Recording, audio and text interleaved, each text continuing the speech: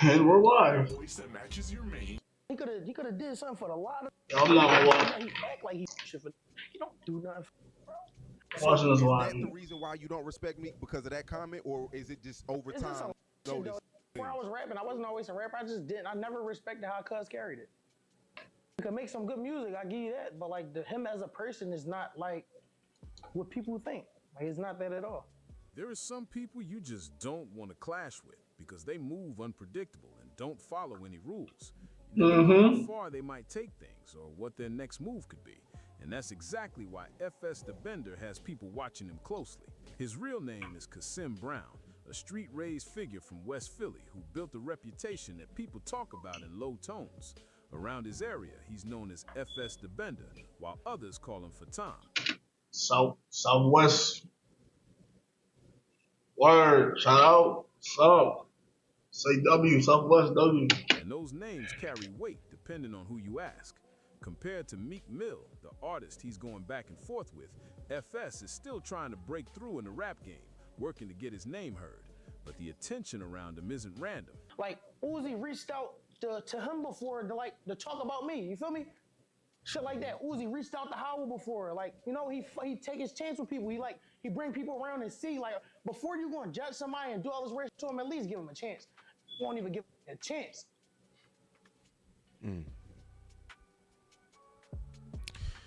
Yeah, no, I respect that. Have you met him in person? No, I don't care to. No, I'm curious to. What advice do you have for artists? Keep going. Figure out what worked for you. Stop trying to don't copy nobody. Figure out what worked for you and then keep doing it. I mean, yeah, that's common sense, but I'm saying It's really not common sense because you know how many people following somebody else. You know how many people trying to be FS the Bender. You know how many people trying to be Skrilla. It's not common sense. It's not that common. That's true. It's because people already know how intense his circle can be and the kind of situations they've been tied to. FS is linked to a Philly group known as YBC, short for Young Bag Chasers, a name that rings bells in certain neighborhoods. Over the years, YBC has been caught up in a serious rivalry with another group known as the Campers Clappers, and this situation has brought a lot of tension across the city. This ongoing conflict dates back to around 2017 and reached a peak a few years later, with both sides going through heavy losses and constant back and forth issues that kept escalating. That same year, O to the 4. Today we want to send a very clear message to the members of O to the 4. You like that name? How about go to the jail? Because that is where you're going to go. And I don't just mean the two people we're here to talk about today. Members of O to the 4 who are causing mayhem on our streets, who are terrifying the population. Get ready, O to the 4, to go to the jail. Because that is what's going to happen. Go to the jail. And that is what you deserve. I strongly encourage anyone who is involved with that group, stop it. Get away from that group, stop it. And you will know very soon why. I'm encouraging you to do that. The same goes for the people they have been fighting with, the Young Bag Chasers. The same goes for other people and other groups who just keep committing violence, mostly with guns. So Pit Boys, Southside Stizzy, Zoo Gang, PNB, Brickyard Mafia, Topsiders, 5th Street, 7th Street, Wilson Park, time is up. Are you going to Philadelphia its highest recorded number? I'm not reading today. I'm on my phone trying to add people on Discord. Lost. A number that had the whole city on edge. Situations like this ongoing rivalry added to the tension in the streets, making everything feel even more intense and out of control.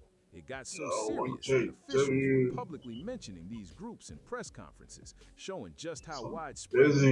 Busy. At one point, built that, brother. Was known as the earlier name tied to YBC's main rivals before things evolved into something bigger, and the back and forth only grew from there. One of YBC's losses in this conflict was a member known as YBC Josh, and that moment hit hard for people connected to the group. You don't help your city the way you should. I mean, but I've seen Meek sign people. I can name. He ain't say he was a Gillian. Bro, he could have signed Quan. He could have signed Leaf. He could have signed Duel. He could have signed Skrilla. He could have did something for a lot of. Bro, he don't do nothing. He act like he shit for. You don't do nothing. Bro, why are you He trying just so told hard Skrilla, to don't act bring on me this? somewhere. He told Skrilla what? He told Skrilla, do not bring me to a place.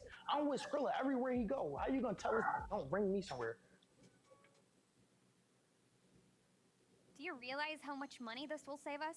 What's that? I just built a budgeting app with Base 44. Look, it pulls all our expenses into one place Oh, and breaks bro, down trying any to tell budget. man. Guys, Nina just built an On app. homework right now. Nina can't. For that homework, what happened to stream on in the background? Maybe he may look at you as a liability, I take that. you know, and I don't mean that in a No, I accept disrespectful it. way. I told you, I'm good with like criticism. Like I take shit. Like it is what it is. Like, I ain't gonna get mad at you because you said something. So is that the reason why you don't respect me because of that comment, or is it just over It's just time? some shit, notice though. Before I was rapping, I wasn't always a rapper. I never respected how Cuz carried it. He could make some good music, I give you that, but like him as a person is not like what people think.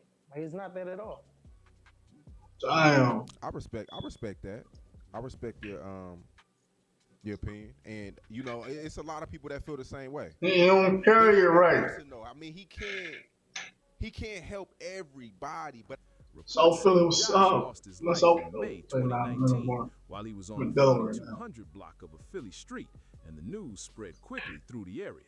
What made things even more intense was that YBC Duel, one of the most recognized voices in the group, said he had spoken to Josh just hours before everything happened, which made the situation feel even more personal and heavy.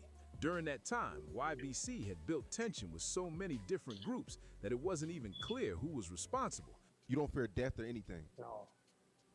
I've been shot too many times to fear death. Because there were multiple conflicts happening all at once. The energy around YBC became extremely hostile. What we cannot see. Groups forming connections just to stand against them, turning it into a citywide issue instead of just one rivalry.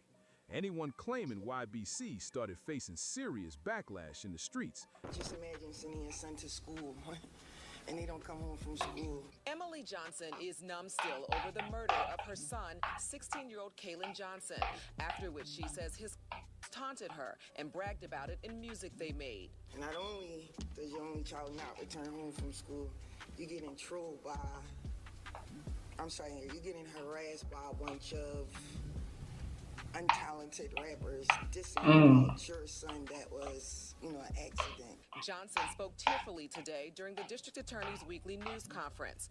Almost took a lot out of her for real. 22-year-old Arshard Curry, seen here in pictures the DA displayed during the news conference. Curry is the fifth of 5 YBC members, which stands for Young. Mainly because of the disrespect. I don't know what that means, little bro. In their music and actions. The controversy wasn't just about mentioning rivals. It was about how far the disrespect seemed to go. And that kept the situation heated at all times. These guys were taking things to a shocking level, acting out violent scenarios in their music videos, and even showing extreme disrespect connected to their rivals' memory sites. I lost Josh to the streets, bro. I got a video with Josh right now. He's saying, when you come to my crib, throw some rocks in my back window. Like, that's our first loss. That's our first YBC loss. Oh, he pissing right here, but look, right here, it's his crib. It's Josh's crib right here. He passed? Yeah, he passed away. I got him tatted on my face. Right here. For Josh. Like, all my homies booked, bro. Like, none of them out here. Peso, Waters, Zon, like, nobody home. Band up guys. But, like, it ain't nobody home. Zeke. It's the best block, bro. The Poppy store. We got the Poppy. We on 43rd and Wyalusing right now.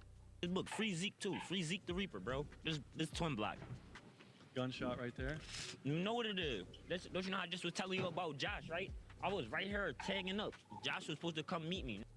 I was tagging a weed. I was supposed to go meet him at the corner of the block. All I heard is gunshots. Boom, boom, boom, boom, boom, boom, boom, boom, boom. I'm hearing gunshots right now. Bro, that shit regular, but all I'm hearing is gunshots. Boom, boom, boom. Bro, my man, band up y'all coming around the corner. He said, bro, Josh, bro. I just broke down crying. I'm like, damn.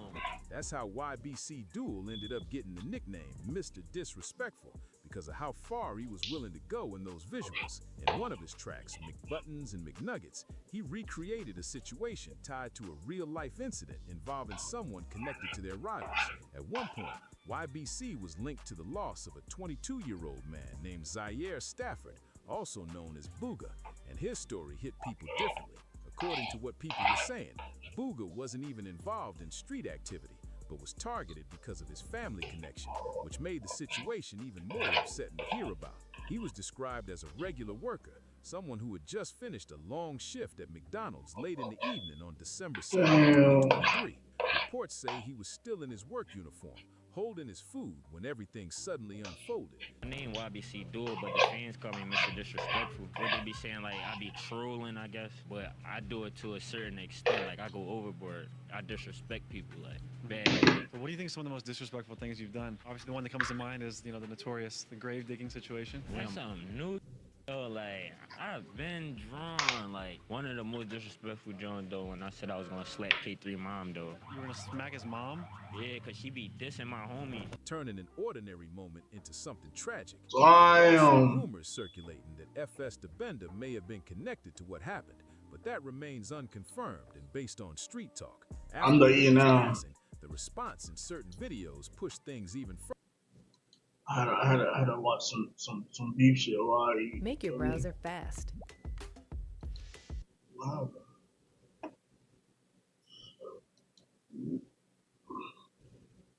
Thank you, juice. A lot of that.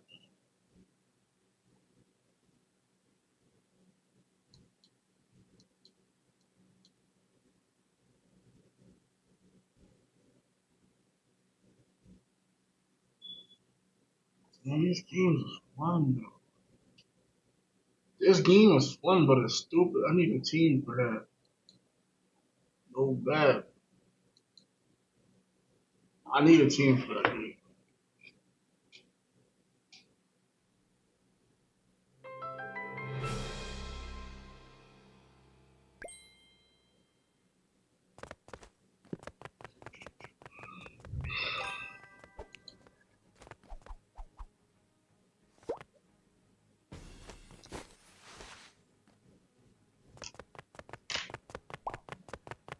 Word.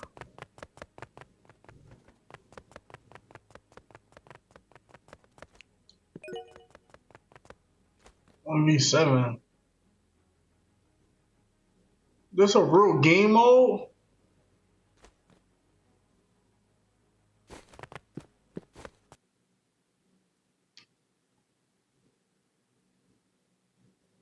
Can't join team. What you mean? What you mean by that, bro?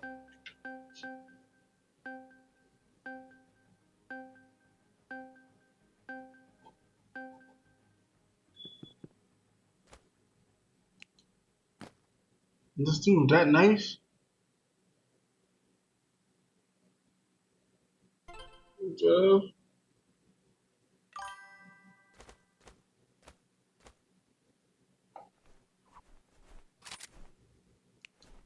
You get buffs. Oh, that makes sense.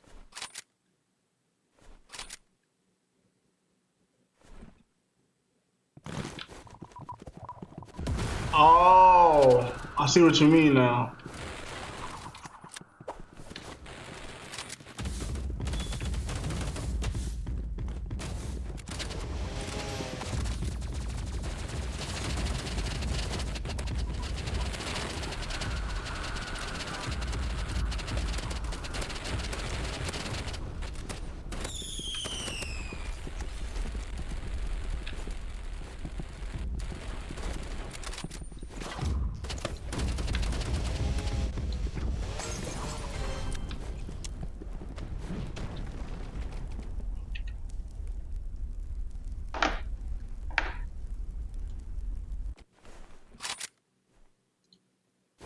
This is the lowest my FPS ever been. No bullshit. Wait, hold up. I go on the street. I go on the street.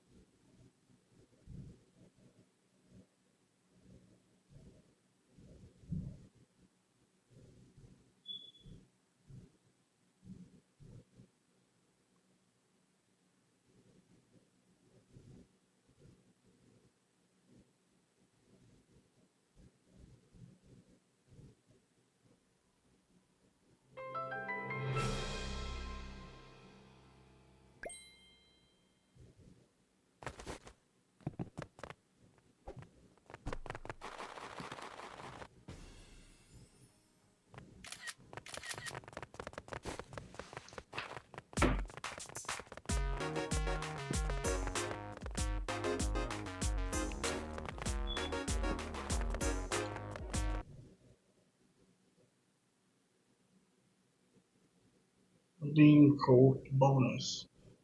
Why should I redeem code bonus?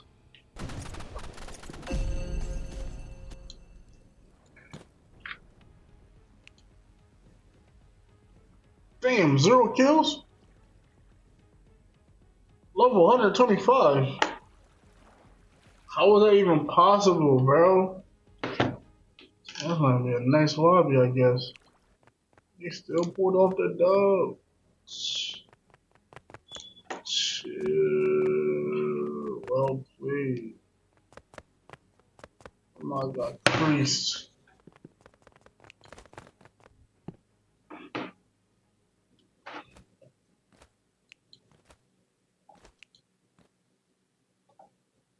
Somebody got creased, Muddy.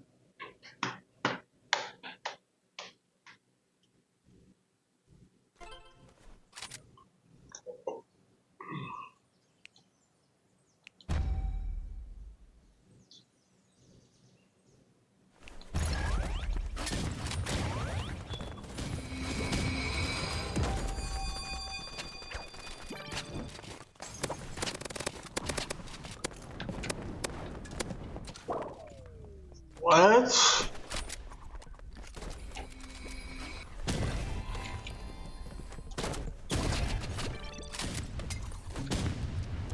I'm RPGs can one tap you in this job.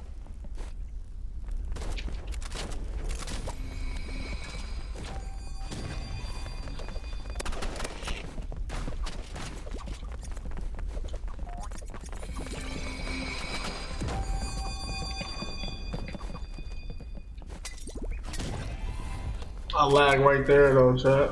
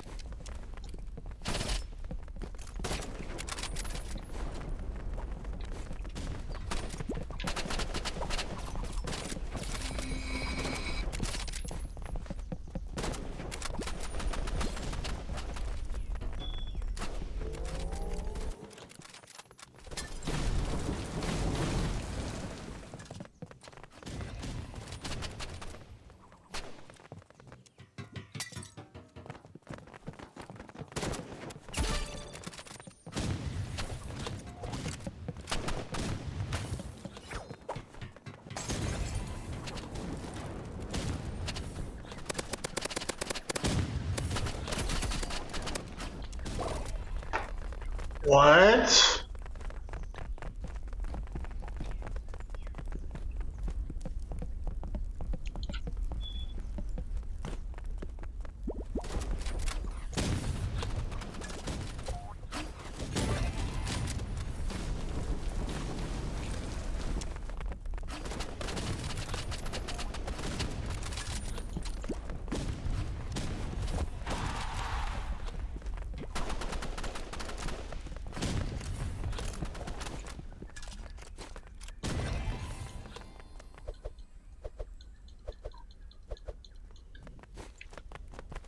Oh, what I hate about this game, bloody. Like, it's the like, bro, why do me like that though?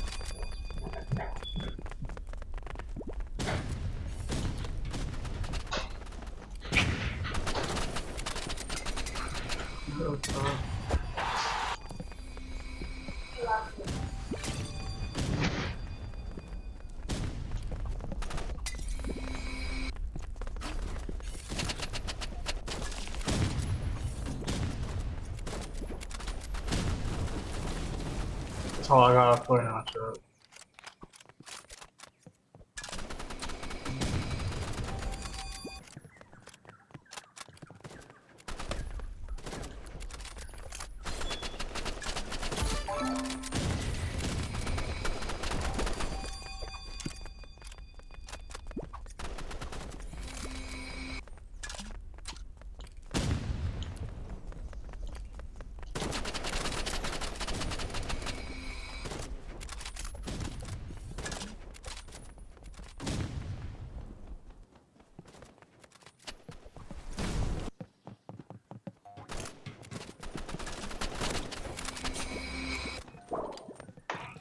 Wow.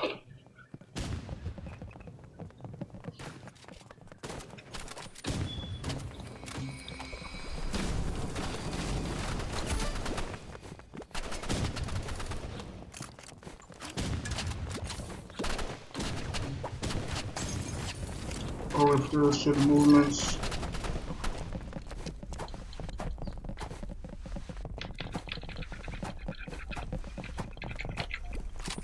See?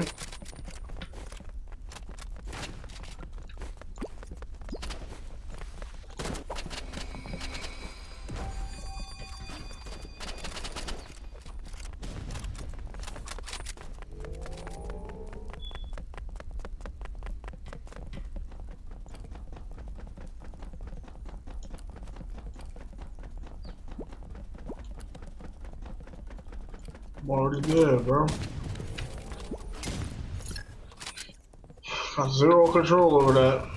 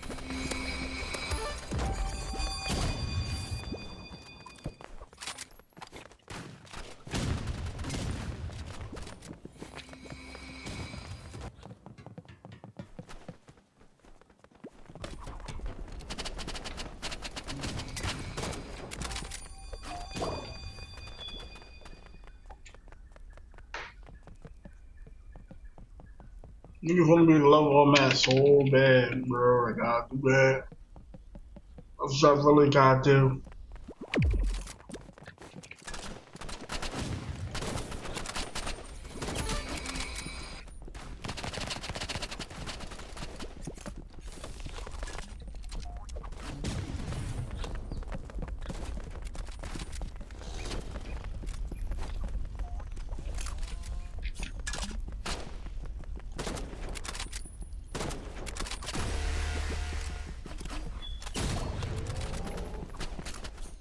Snipe both of them.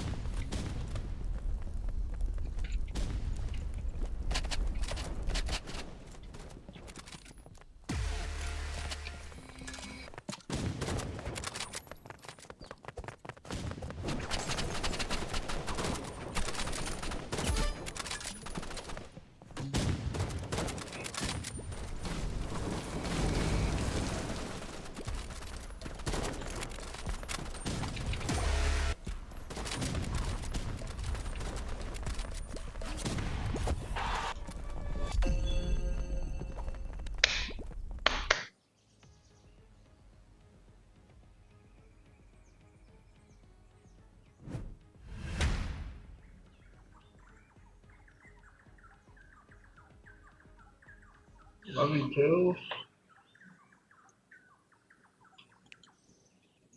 I turned up. I did my big one. Sure, I did my big one. That's all I do. All I do.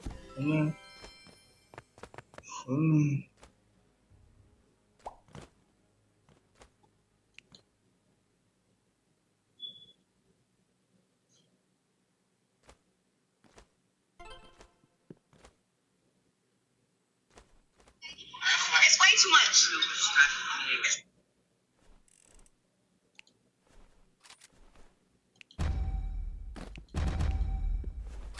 Oh shit.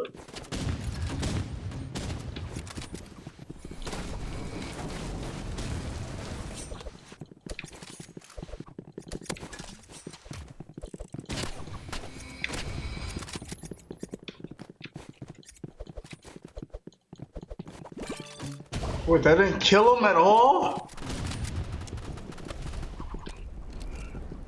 Bro, sucks. I don't know what that's, bro. It's like somebody's taking.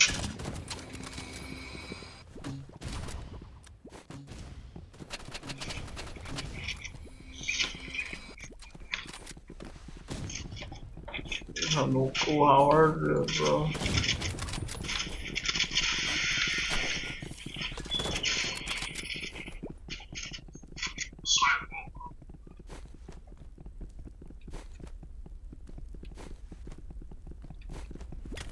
I'm already dead. I'm already dead, bro.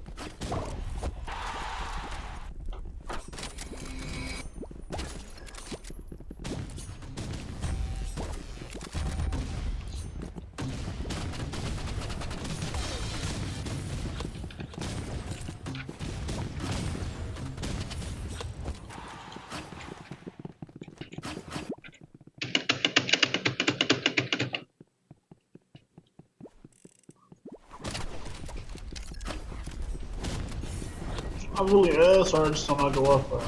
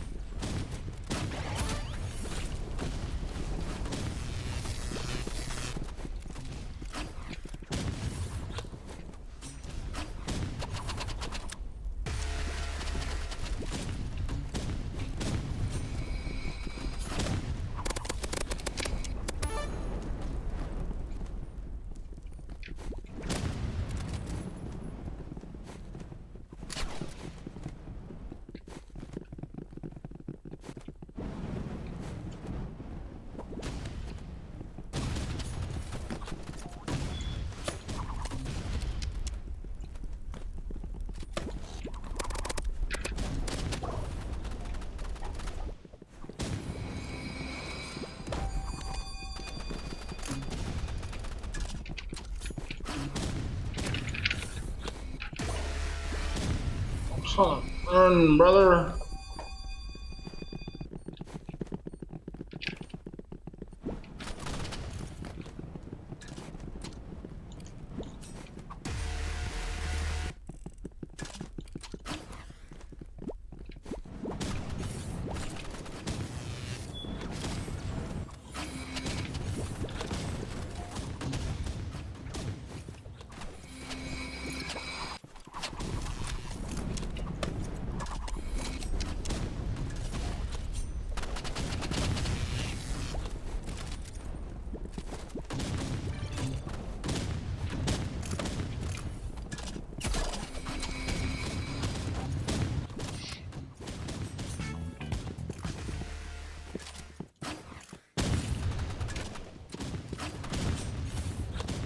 Get every last bullet right there, bro.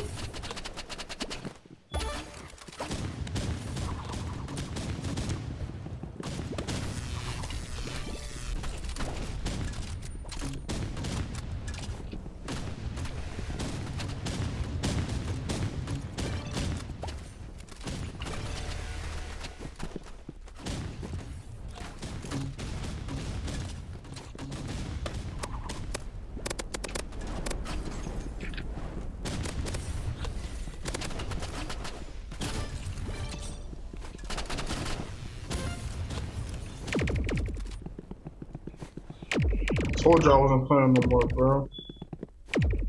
Told niggas. Wait. Word. Wait. Not playing no more, bro. Told y'all that. I say, chat. So I'm serious now. This is personal.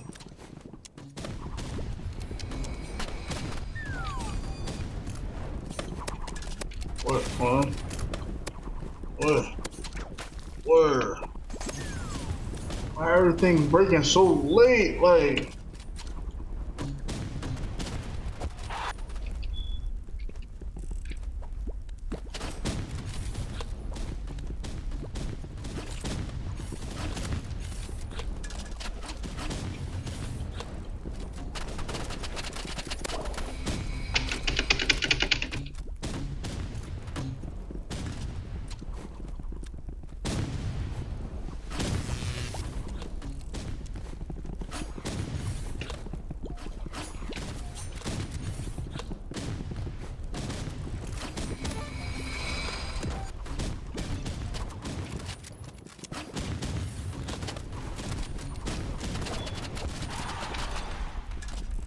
I don't know. I turned it all the way up this game.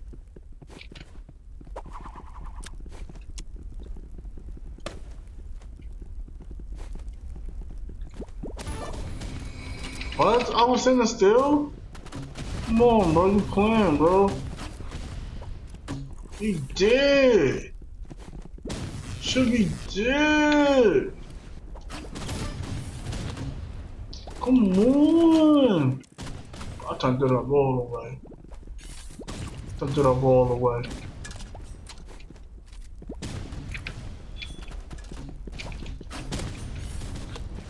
What?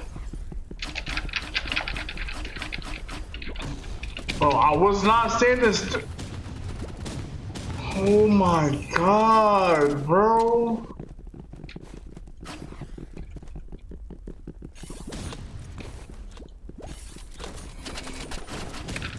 Oh.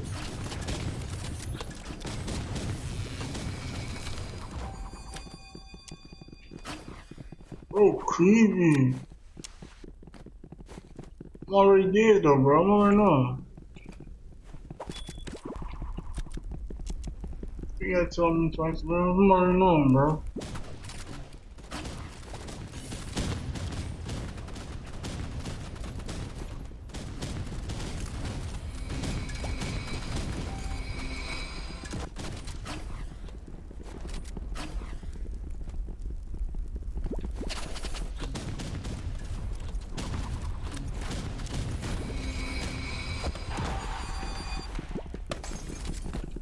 I'll keep none of my gun shooting.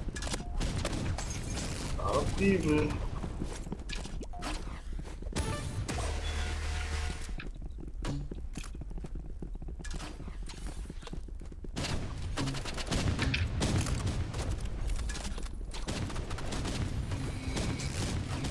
Alright, this one, okay. Y'all lost. Shit. Y'all clutch. Over clutch kills. Clutch kills. Clutch kills on me. Look, clutch is player of the year, bro. What? 3 ball. End of the game, bro. Chill. I'm the reason why we won that, bro. And I went positive.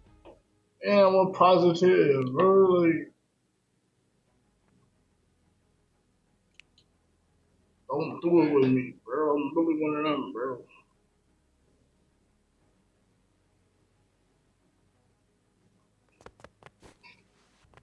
Like, no.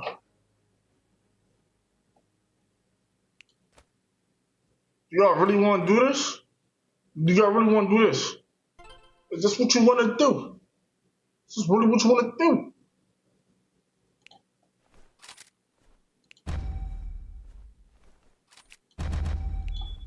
Bro, if I don't get hold, bro, I'm sinking everybody, bro. What, bro? Like, what I tell you, bro? Brother, What, bro? What's that? What? What's that, brother?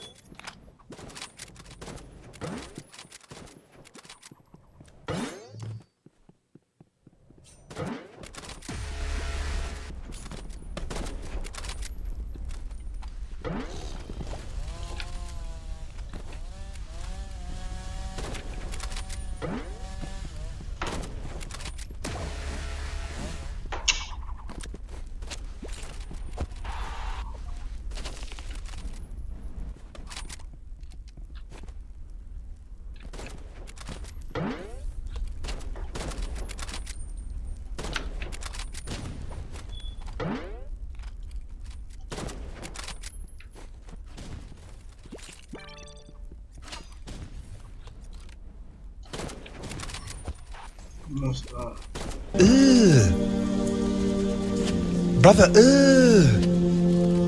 What's that? What? What's that, brother? Come on, dude. Oh, I was about to say.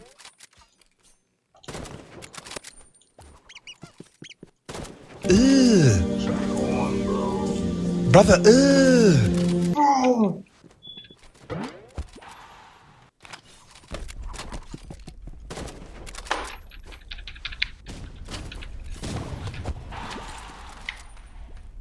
I swear they doing something, bro.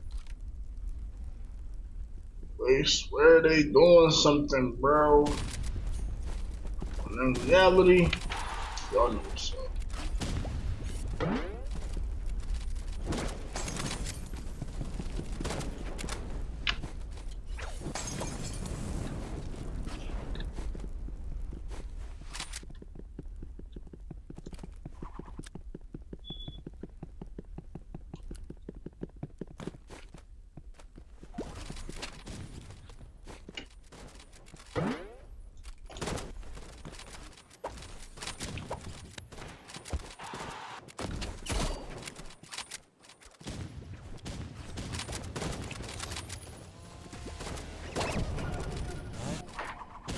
From the opposite team.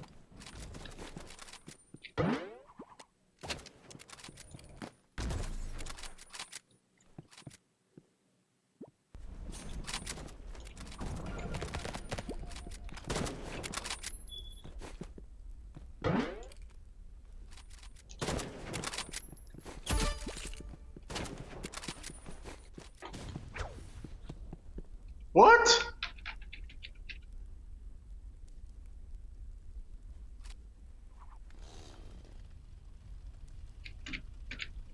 Are you spawning the chosen one back in, bro?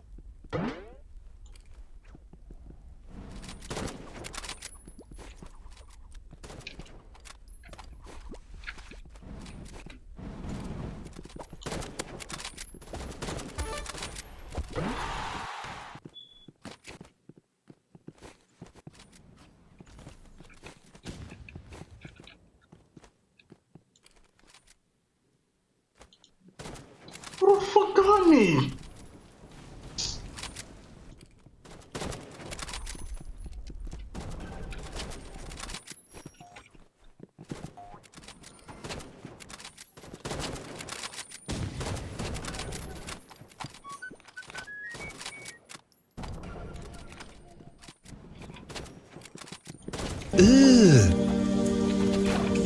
Brother, what's that? What's that, brother?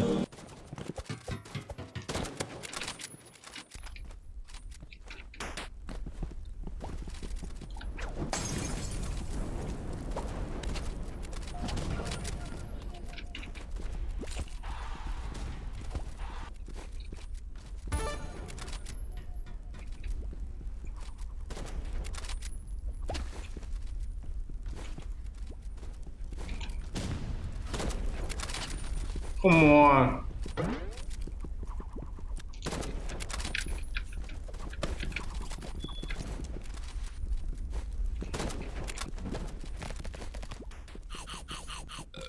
Floyd, you for real? Floyd, you being for real? Or you being fucking for real?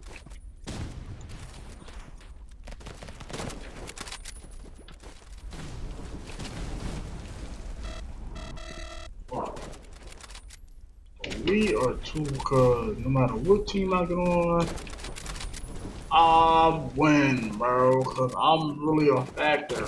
Oh my god.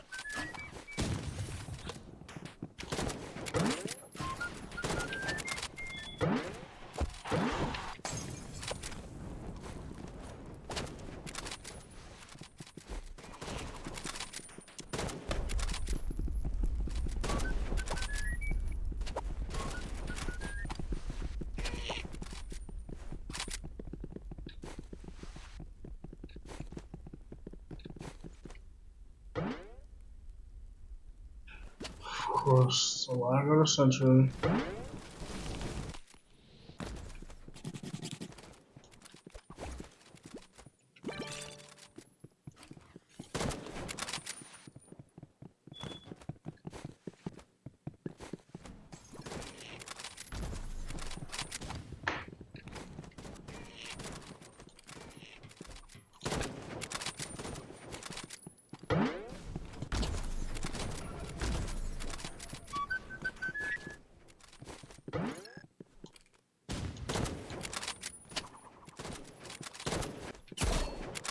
What ain't get at us?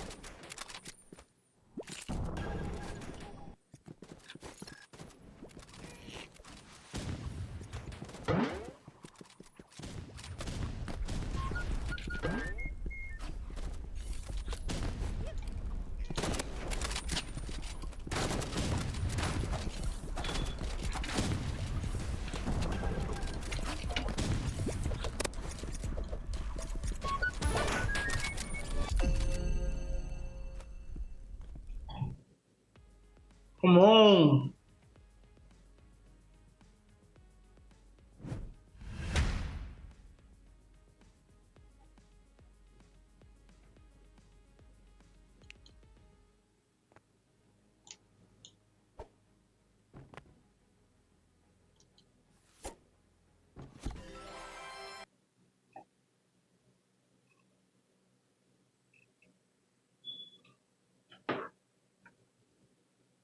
No games were being played. Y'all just got outplayed, bro. And GG's. That's all I gotta say, man. GG's, man. Y'all tried your hardest, but you could not succeed. So, yeah, man. GG's. Yeah.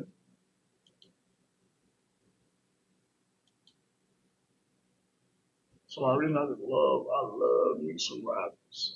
I love me some raps. So,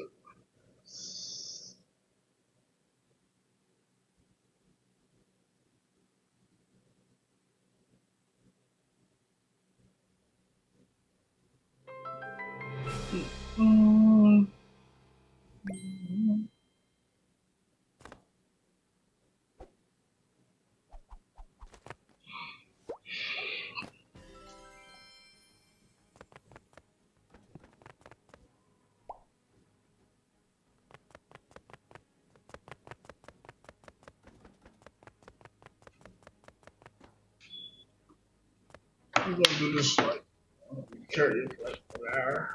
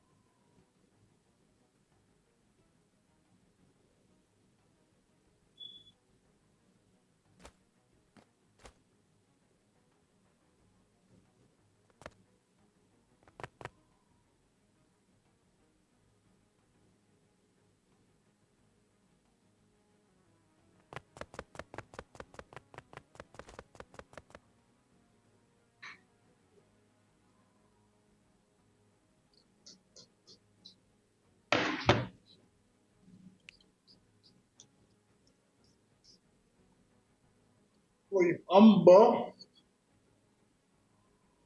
If I'm buffed, I'm killing 7 people for sure. For sure.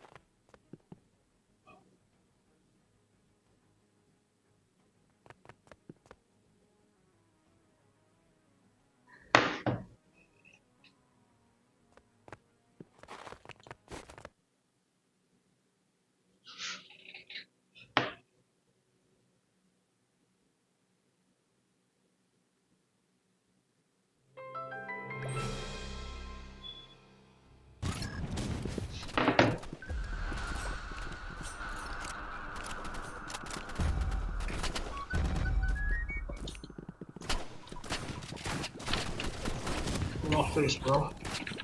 I'll tell you, bro. My face, bro. What I tell you, bro? What I tell you, bro? All on my face. Get on my face, bro. Come on, bro. Come on, bro. What, bro? Too good for you, bro. Oh, you see how when I joined the team, how we just start cooking? Hacker. Oh, they hacking, bro? Nah, I'm telling the devs. I'm telling the devs. Yeah, I'm telling the devs. Yeah. Yeah, I'm friends with the devs.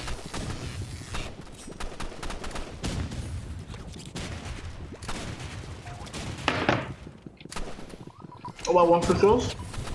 About 1 for kill? Good kill, man.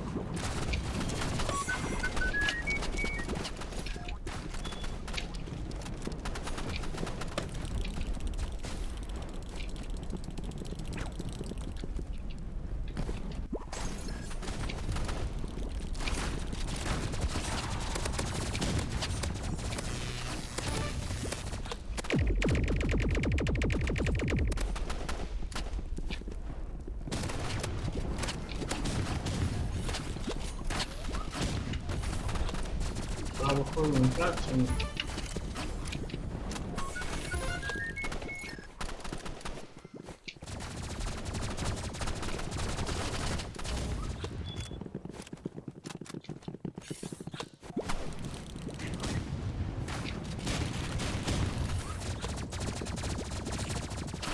Whoa!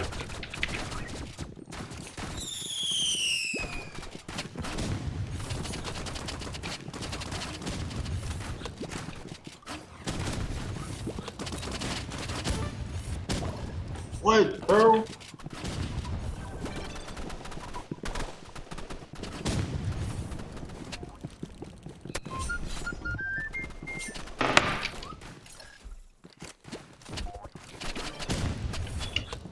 What, bro? I'm not dead. Of course, I'm dead.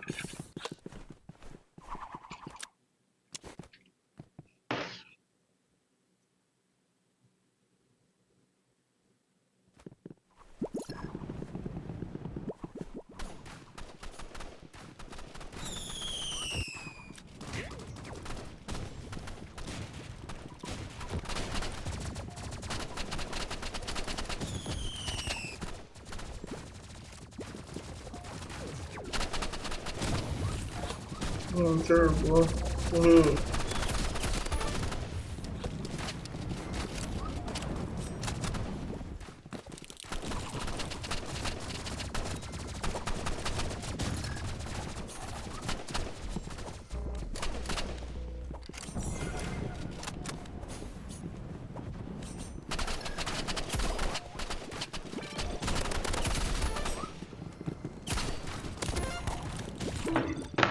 You're not good. Look at the score, bro.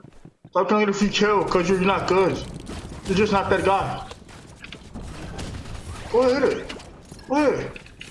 Give me back to you, bro. You can't run from this dick. Yeah. Try to run from the dick, yo. Try to run from it, bro. You can't run from the dick. You cannot run from the dick, bro.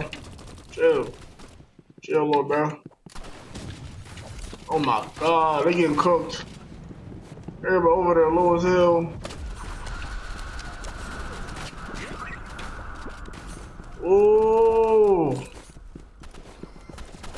Well, yeah, we carrying it, bro. It's over. We cooking these people, bro. Like, they don't have an answer for me, for real.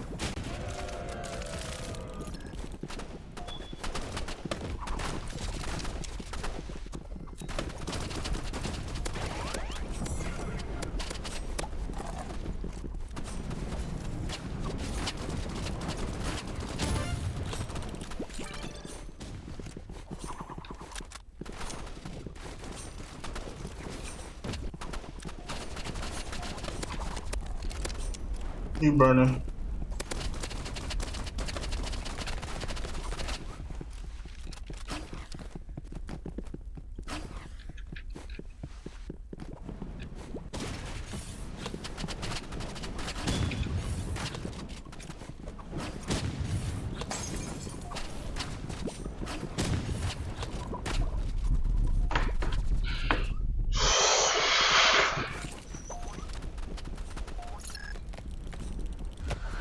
Oh, get better, bro.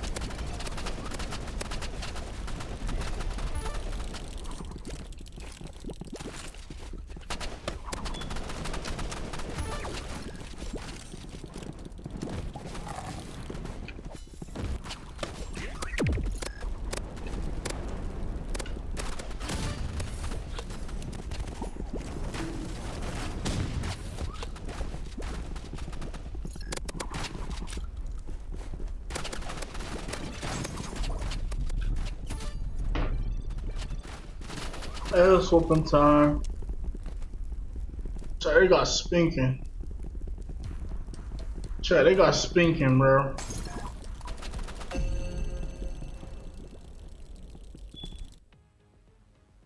Chat, they got spinking. It was 0 to what, bro? I came in there, man. Y'all know what's up, man. It's me, man.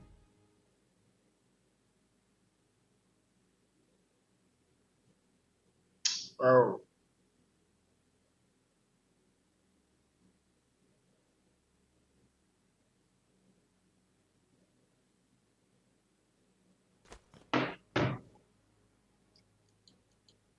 That's enough for the day. That's enough. Ooh. We just beat them ass. What stuff came back? Abs is sorry. Was it really an accomplishment?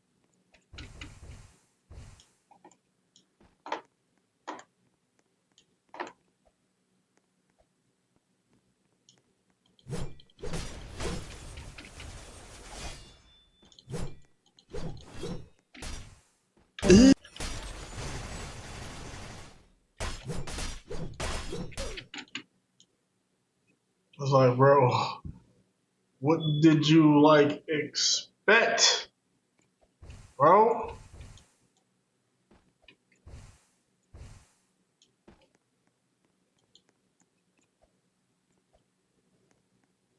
You need a straight burning or something?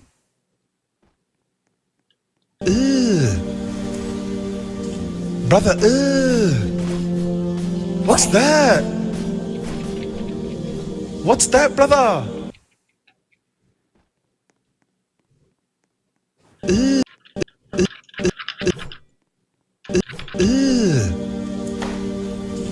Brother,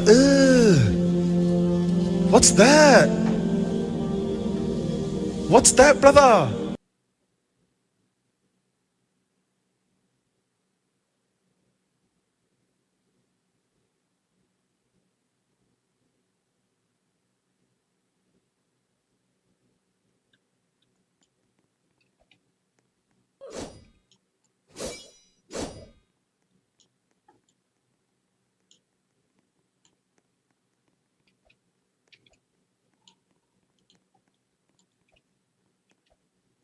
Also, you can PvP and it's done.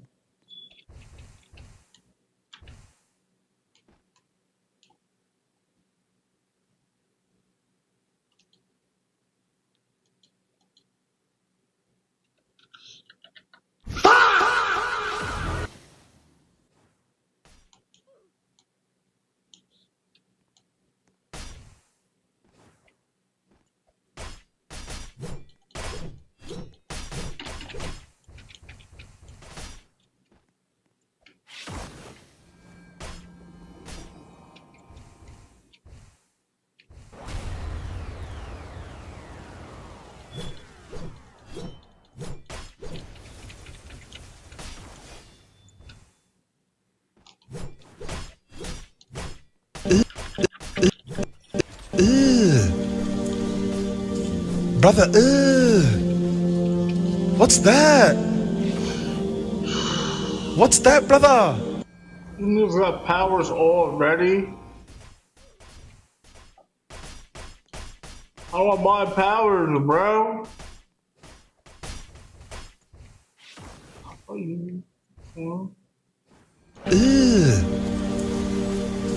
Brother, what's that? Follow me, bro. What's that, brother?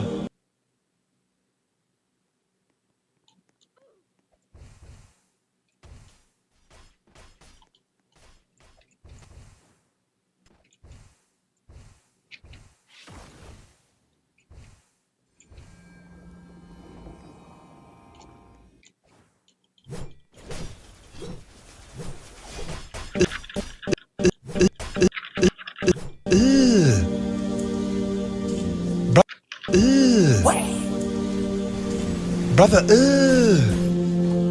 what's that? What's that, brother?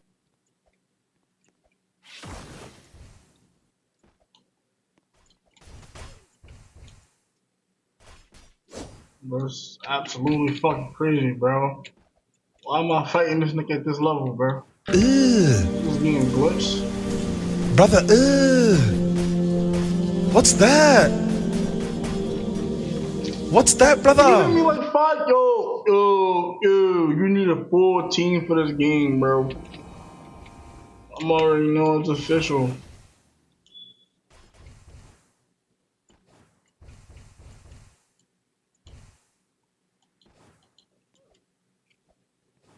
Ugh. Brother, ugh. What's that?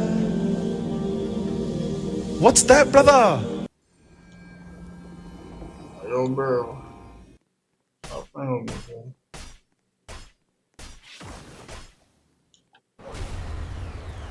Why they keep trying to fight me, dude?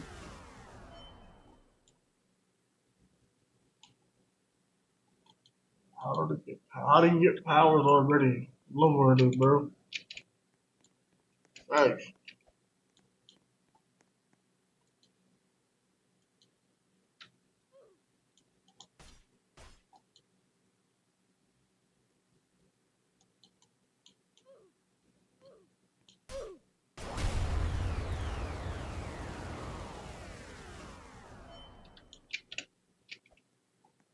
What's my current test first?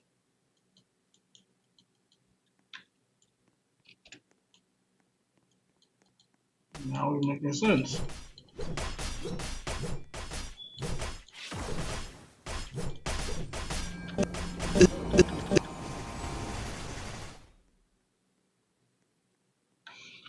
Lag, bro. Oh.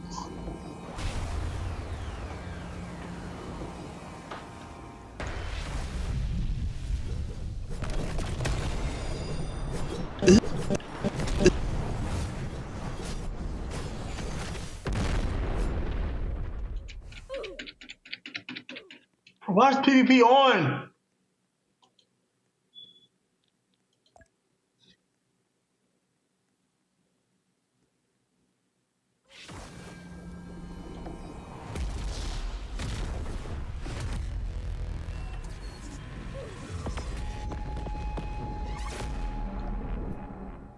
Oh, bro, we're on PvP, bro. Damn.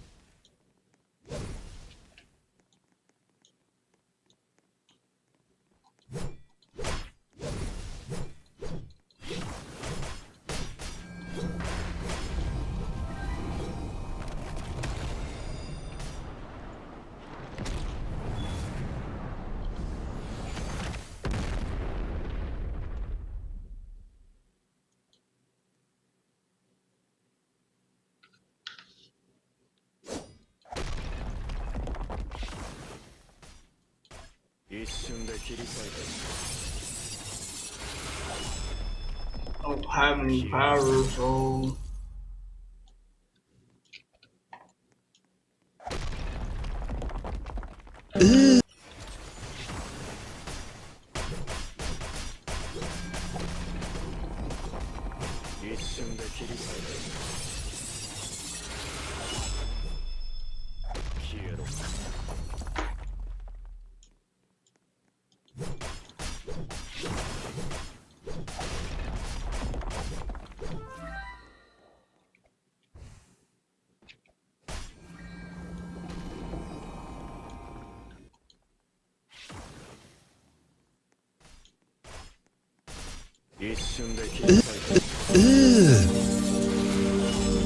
Brother,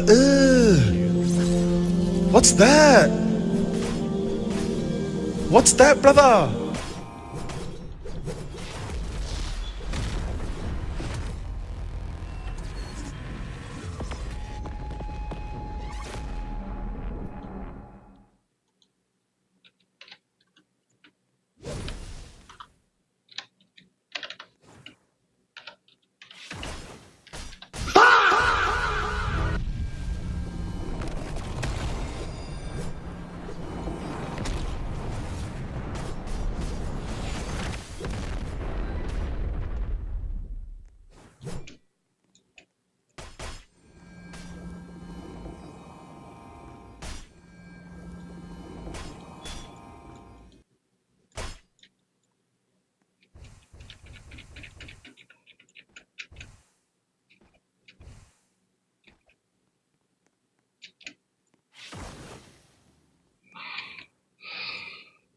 This game might be.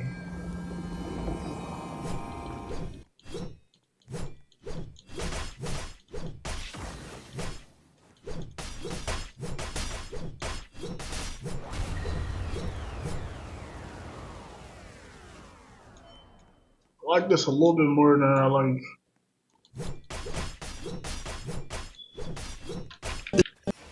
Lawsuits.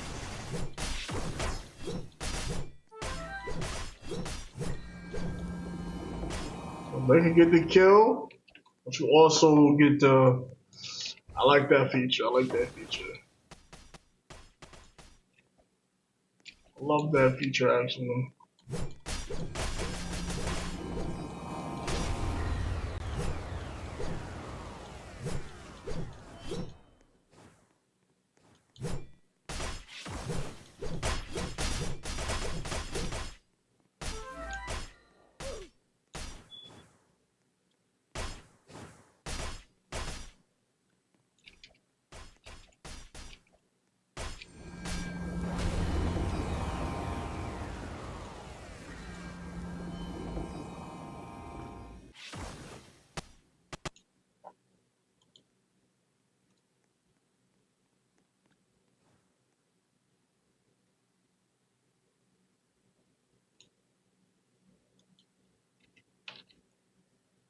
No.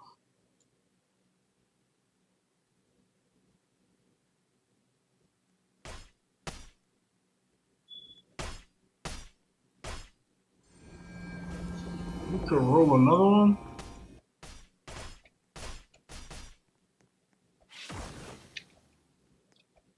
Where you rolling fruit at?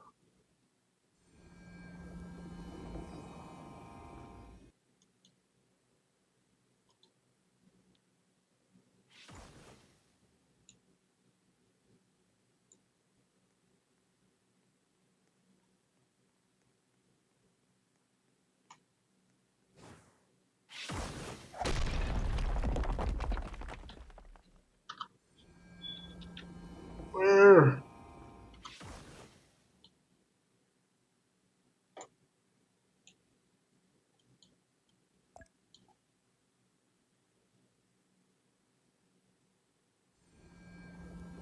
Soul Society. I know man rolling fruit. Hold on, where that rolling fruit at?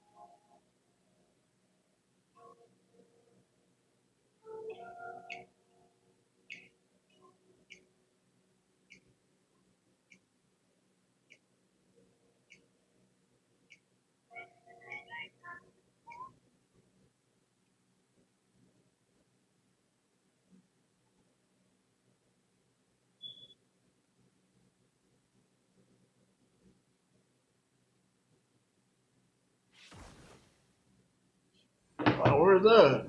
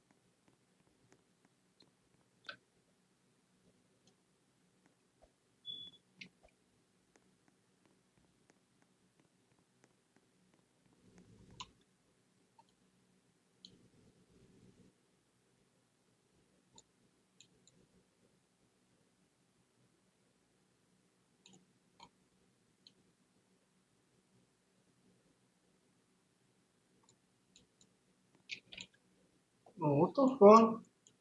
Hold on.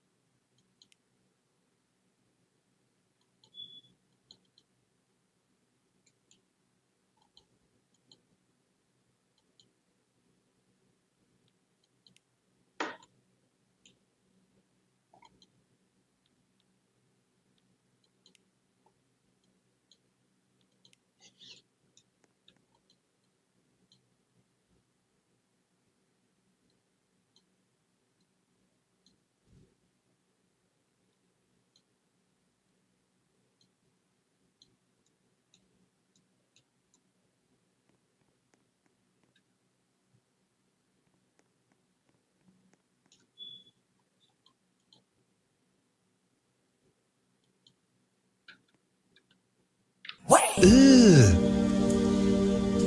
Brother, ugh. What's that? What's that, brother?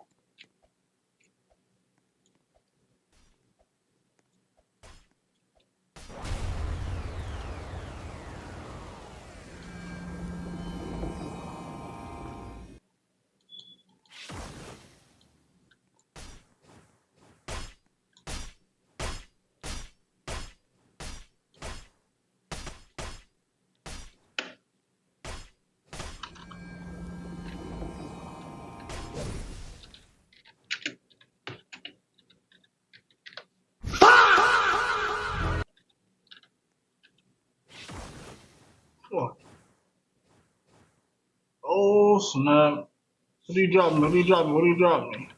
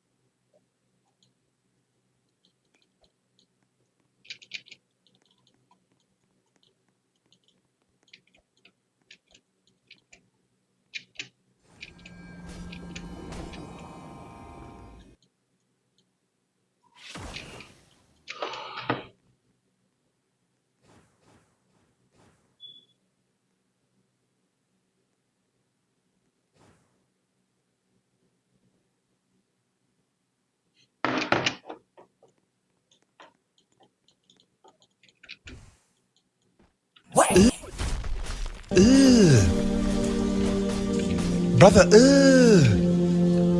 what's that? What's that, brother?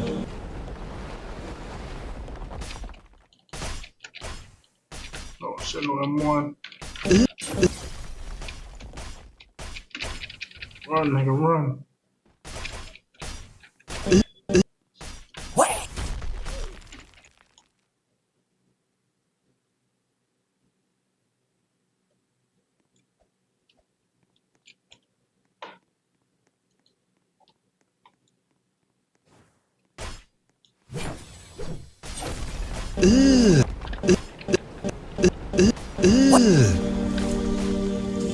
Brother, what's that? What's that, brother? Are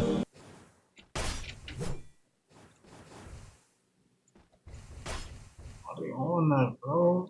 Oh.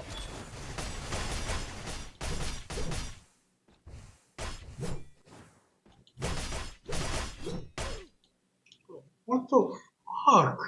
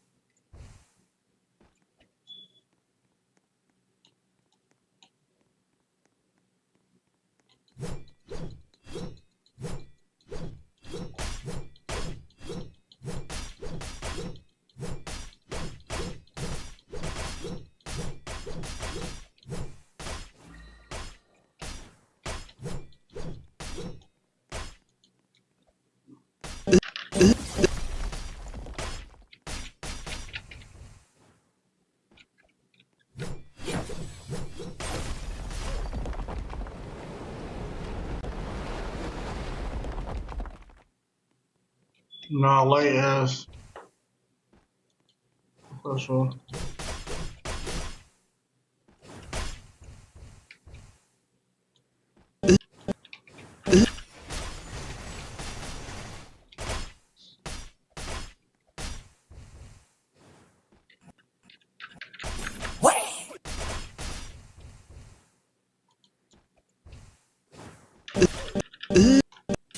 How am I supposed to kill everyone, bro? Brother, It ain't late. They're not ain't late. Brother, what? Quick is travel. Brother, what's that? What's that, brother?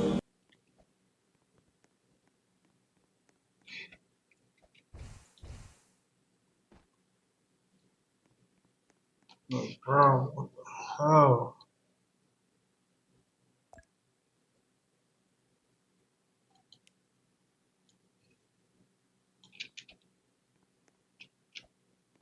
I swear I just had late, bro. Stop changing, man. Like, you're not even on that with titles.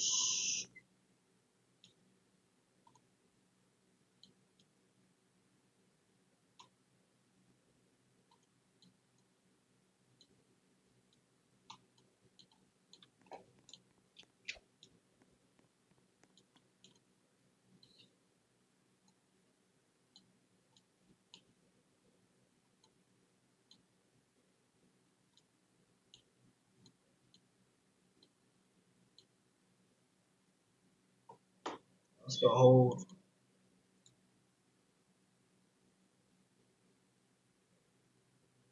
I just got hold. So bad. Oh my god. Yo, broski. Oh my god, I got hold. Kilo?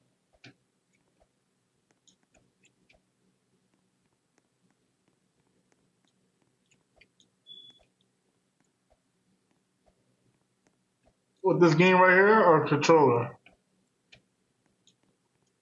I'm using a keyboard and a mouse.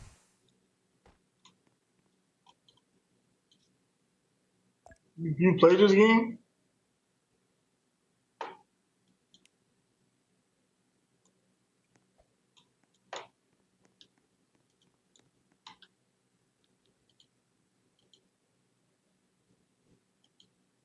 I low key like this better than the other games, but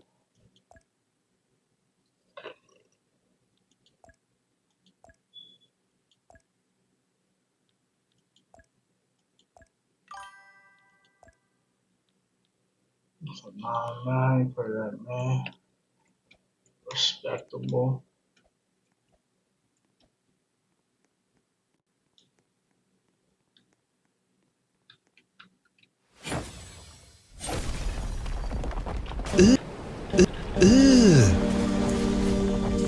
Brother,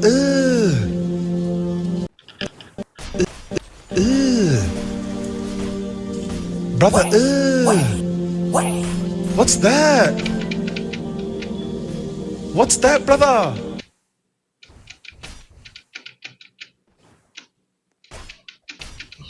First time. I should have bought a better sword. How much is the sword in this game? Jesus, bro. Damn.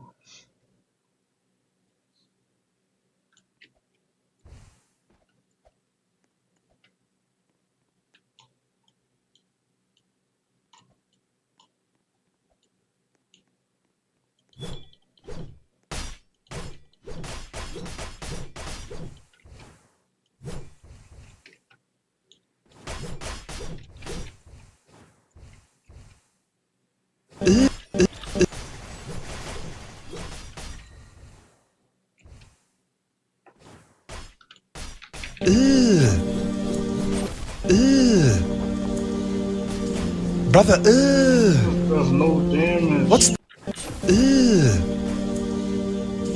Brother, There's no damage, bro. I had the light. What's that? What's that, brother? What?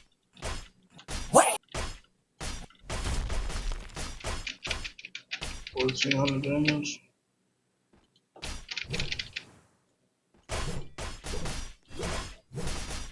Wow.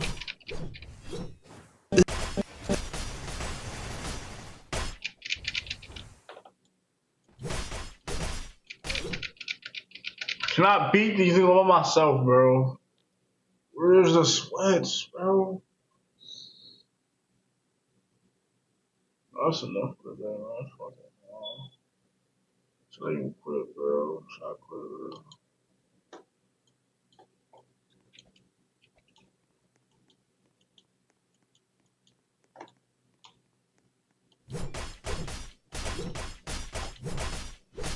I didn't proceed to try to jump, though.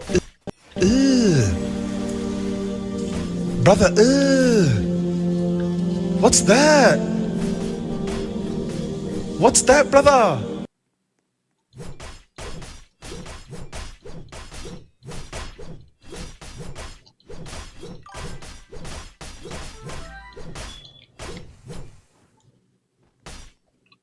I use W.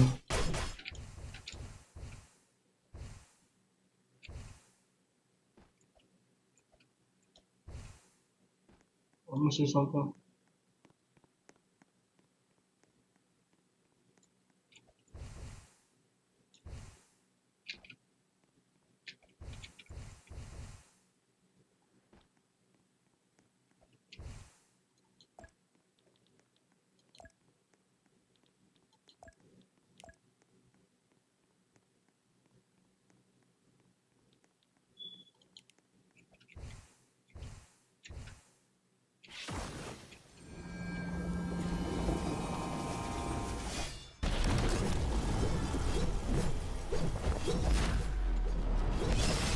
We got Conqueror's Hockey in this game. That's all I want.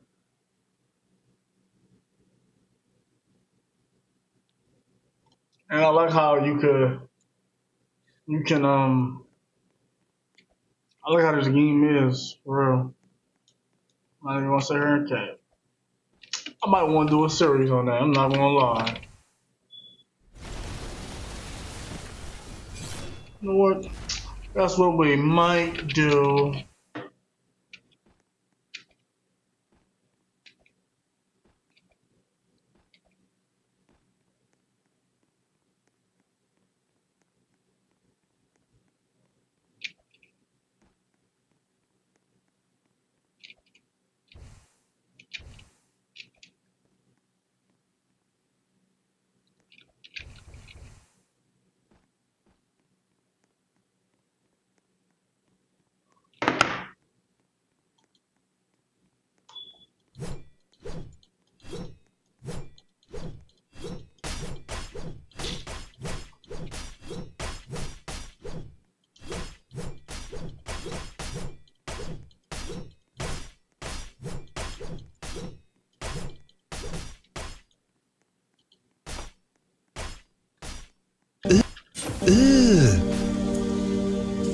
Brother, what's that? What's that, brother? Fuck, man.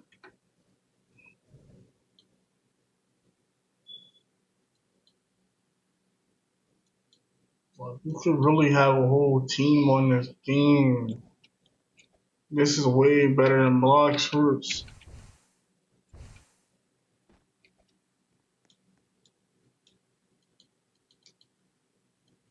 Everybody could grind together, bro.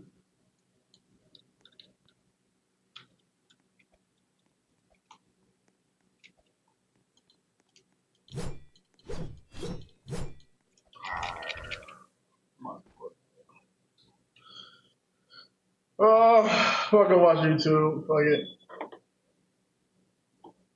And the stream there. 2 times better.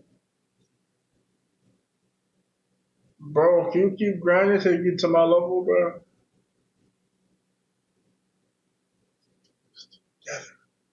Together as one.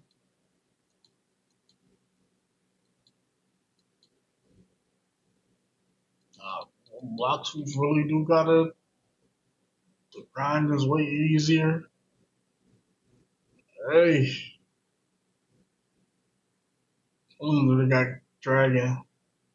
That'll be interesting.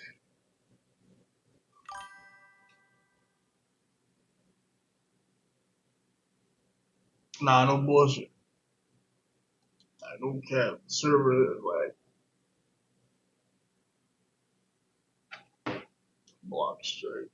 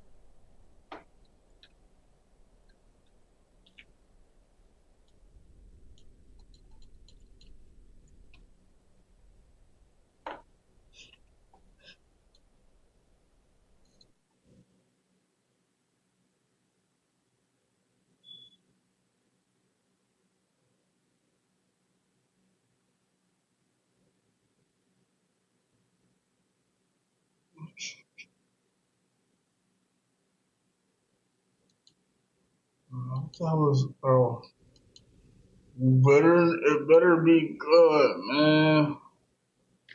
My last game before I start watching my YouTube. I don't know why I'm so bored, bro. Look at that, dude. This is not like, bro. This is not like Fortnite, bro.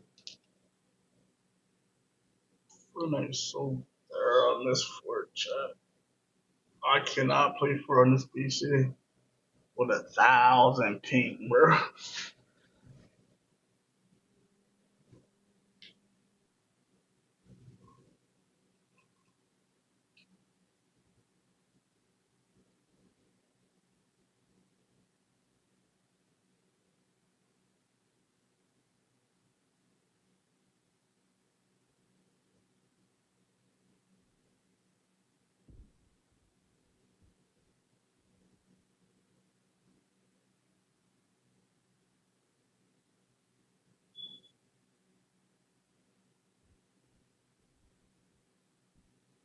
How was your day? How was your day today, bro?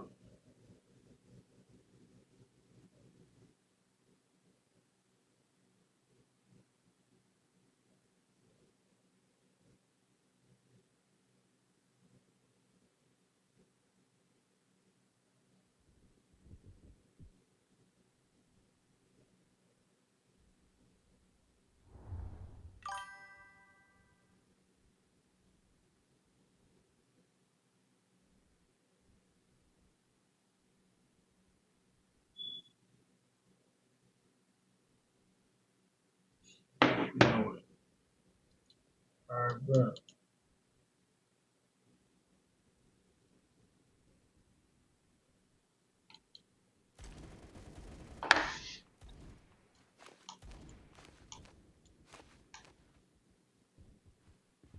I'm not.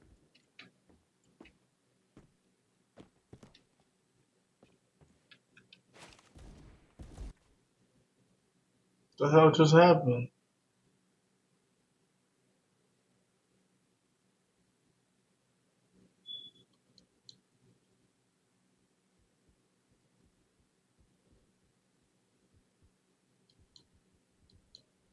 Bro, what the fuck is this, bro?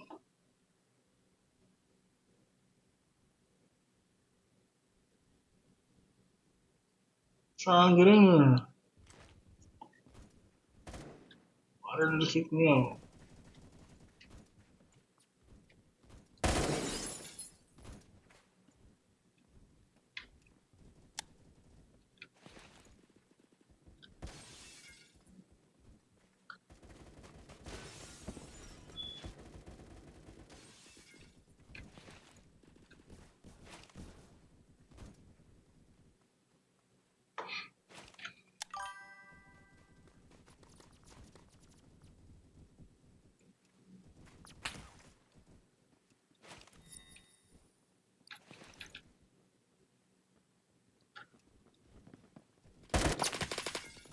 Damn, it's fucking cooked.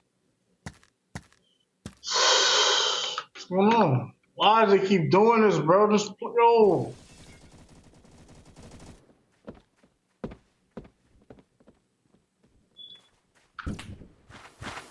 Damn.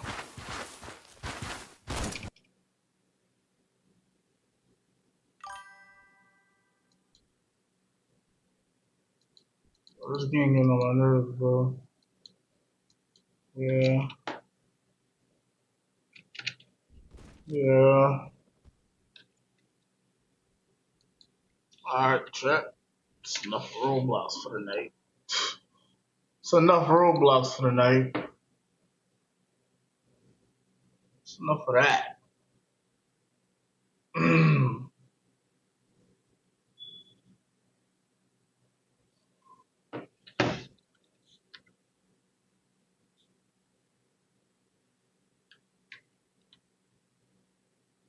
Patience.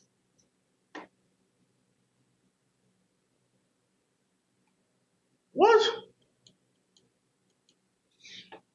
Ain't what I put in, baby.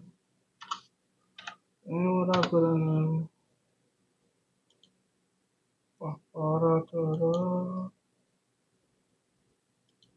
Come on, like that. A lot of niggas alone, right? You could just talk to this bitch if you alone all day while you drive. She a moan for you too. You lie. Oh my! But I gotta. Like, don't laugh. Watch. I'm telling you. Hey. Hey, what's up? Could you say for me? Like, can you say Sure, like that. Nah, like a little bit more sexier. Like that, baby. How's that hit? Yo. I'm bad as bitch. I'm bad Yo. It's the craziest car I ever seen in my life. That bitch a freak. Fuck with DDG. We're gonna argue when we get up. Why did you tell him that? You ain't no secret no more. You should be glad I'm showing you off. How many talk about them A lot of niggas alone, right? You could just. This is a true story on my mama's life. We go to gallery departments. Me, my brother, and Deshae. My brother like, hey, we got this stylist up here. Come to the gallery department. We like, all right, bet. As soon as we get in there, the girl see Deshae. She fitting him on some shit. This looks nice. This look nice. This look nice. This look nice. She come to me. She bring me a jogging suit. I'm like, it's cool. You know what I mean? My girl look like that. Great. No, my brother paid for his shit about $9,000. Damn. I asked my brother, I was like, hey, if I ask how much this is, this some broke ass shit. And he was like, but your bitch ass got money? Like, why are you asking? It ain't gonna be no more than 2,000. This 2,000. I'm like, 2,000. So the shit come up to 3,000. He just swipe it. 3,300. He swipe his shit all happy. Y'all want to get something to eat after this? In my head, I'm like, no. I'm like, if my shit 3,300, you not getting in my car. I'm going to the crib, right? My shit rang up, boy. This was like 1,900, right? I'm like, you really want this? I look over. Oh, dumb, fucked up. I really get this? These niggas out the storage. I'm like, you know what? Just put it back. She was like, the lady like, everything? I was just like, yeah, I got too much black shit already. I felt broke as shit. This is a true story on my mama. Damn. If games feel Yo, stop all that bullshit. All that bullshit. Hey Z, you think like a regular dog think like a police dog is a snitch? You see what I'm saying? The dog is man's best friend. What is you sniffing the phone, reporting to your owner for? You snitching, right? So you say in the grand scheme of things, you really not a man's best friend. Come on, you working against man. I can honestly see that now. It can get even deeper because think about deep. You know how dogs is domesticated, right? Mm-hmm. What are dogs' ancestors? Wolves, right? Okay. You think wolves be like, bro, y'all niggas sold out. Y'all under the control of the man. We out here in the wild, nigga. Fending for ourselves. Y'all in that house all eating bullshit. Fresh meat, nigga. That's crazy, Z. No, hold on. We in the wild, nigga. You niggas over there doing what the man tell you. Sit, roll. Think I'm a wolf. Picking you up. Can't pick no wolf up, nigga. Around you big. But do you think they be do you think they having like discussions within themselves like, bro, we was kings, like we used to be wild. I ain't gonna lie. You know they, bro. That'd be high as shit. But another thing I wanted to ask you about, Step Brothers. That's exactly what I was going to talk about. What's going on with Step Brothers? You know what happened? Obviously, we announced it. Specs is making the bird call. So Specs is saying when he wakes up, yo, Ty, PK, what's going on with Spec Brothers, man? Come leave at my house, 1 p.m. Hey, Specs, allow it, man. We done this last week, bro. Yeah. No. Trust me, today's different. You go there. Bro's got one sock on. Like, bro, what you doing, Specs, bro? Like, bro, it's a mess. Like, we're sitting down and deliberating the same thing. Like, we're going around. I'm in Specs' living room for 2 whole days, bro. Having the same conversation that we step out, bro. It's not making no sense. Like, we're trying to have a conversation, then Specs getting up DJing. Like, bro, we did.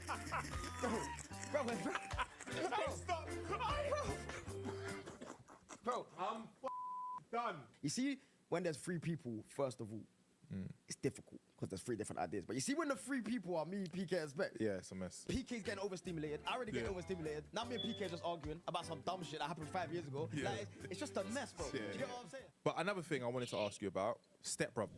Spend the day with us as married I full-time. don't want to. Drewski, by the way, he gained the weight back. Good for him. I thought he was a little slimmer. No, he went through a phase, though. Wait, I was asking him, how did he lose weight so fast? Well, you know how he lost it. Guys, no, that... One shot to the butt, change everything, don't it? I just left Detroit not too long ago. It was a little fat nigga walking around, man. He had the blonde hair. And if you got something you didn't tell me, you better say it now. No, it was a little fat, little jolly nigga. I don't got no kid, bro. Nigga, he just had a kid. Why they put my baby car? That's a shot glass for the biggers. Put a what? Hey, Mesmer brother, Call my legal. Let's copyright Biggers right now. Copyright it. Biggers. I want it. I saw you touch 3 different pieces and put it back. I saw you touch 3 different pieces of corn. He keep touching it and leaving it there. This nigga Kevin Hart be bidding for real. Deek hit. So I speak English as well. Oh, yeah. Deek hit. You don't need this many maids, fam. You know what you don't need? You don't need that blonde on the top of your head, but you have it, don't you? Well, ain't no, but he has his own hair shit. Oh, that's good. Yeah, touch it. Touch it. Let me buy a bottle of that. Touch it. It don't come Fuck that. That. Yo, dog. How about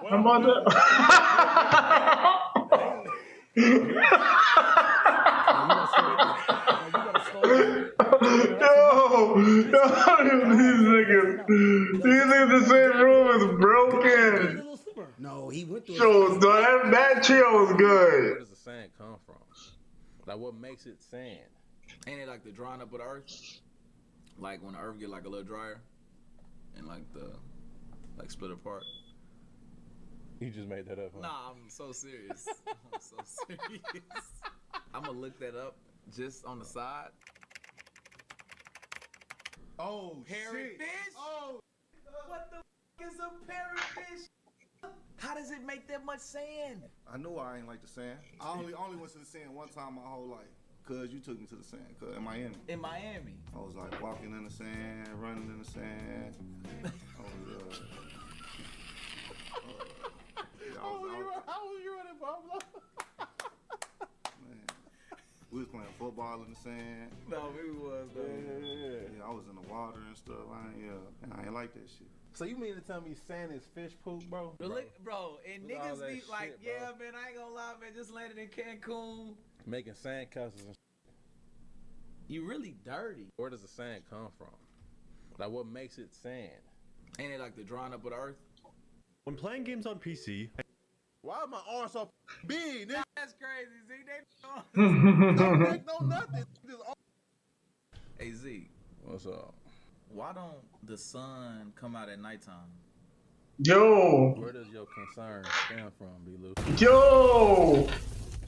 Bro, I was looking at the sun, and then I was like, I never see you at nighttime. Yo. Why the f you going down at night? You feel me? You know what I'm saying? You doing though? Like, why is you going down at night? Where is you going? I'm gonna follow that nigga. I'm gonna follow that nigga. I'm gonna follow that nigga. Find flow clips. Oh, why they cheat go? Who was charging up?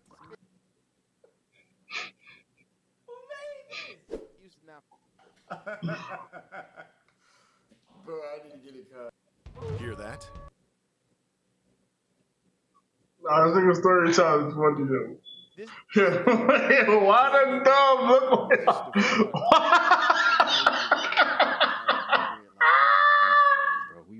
Why does the shade look like that? Why does the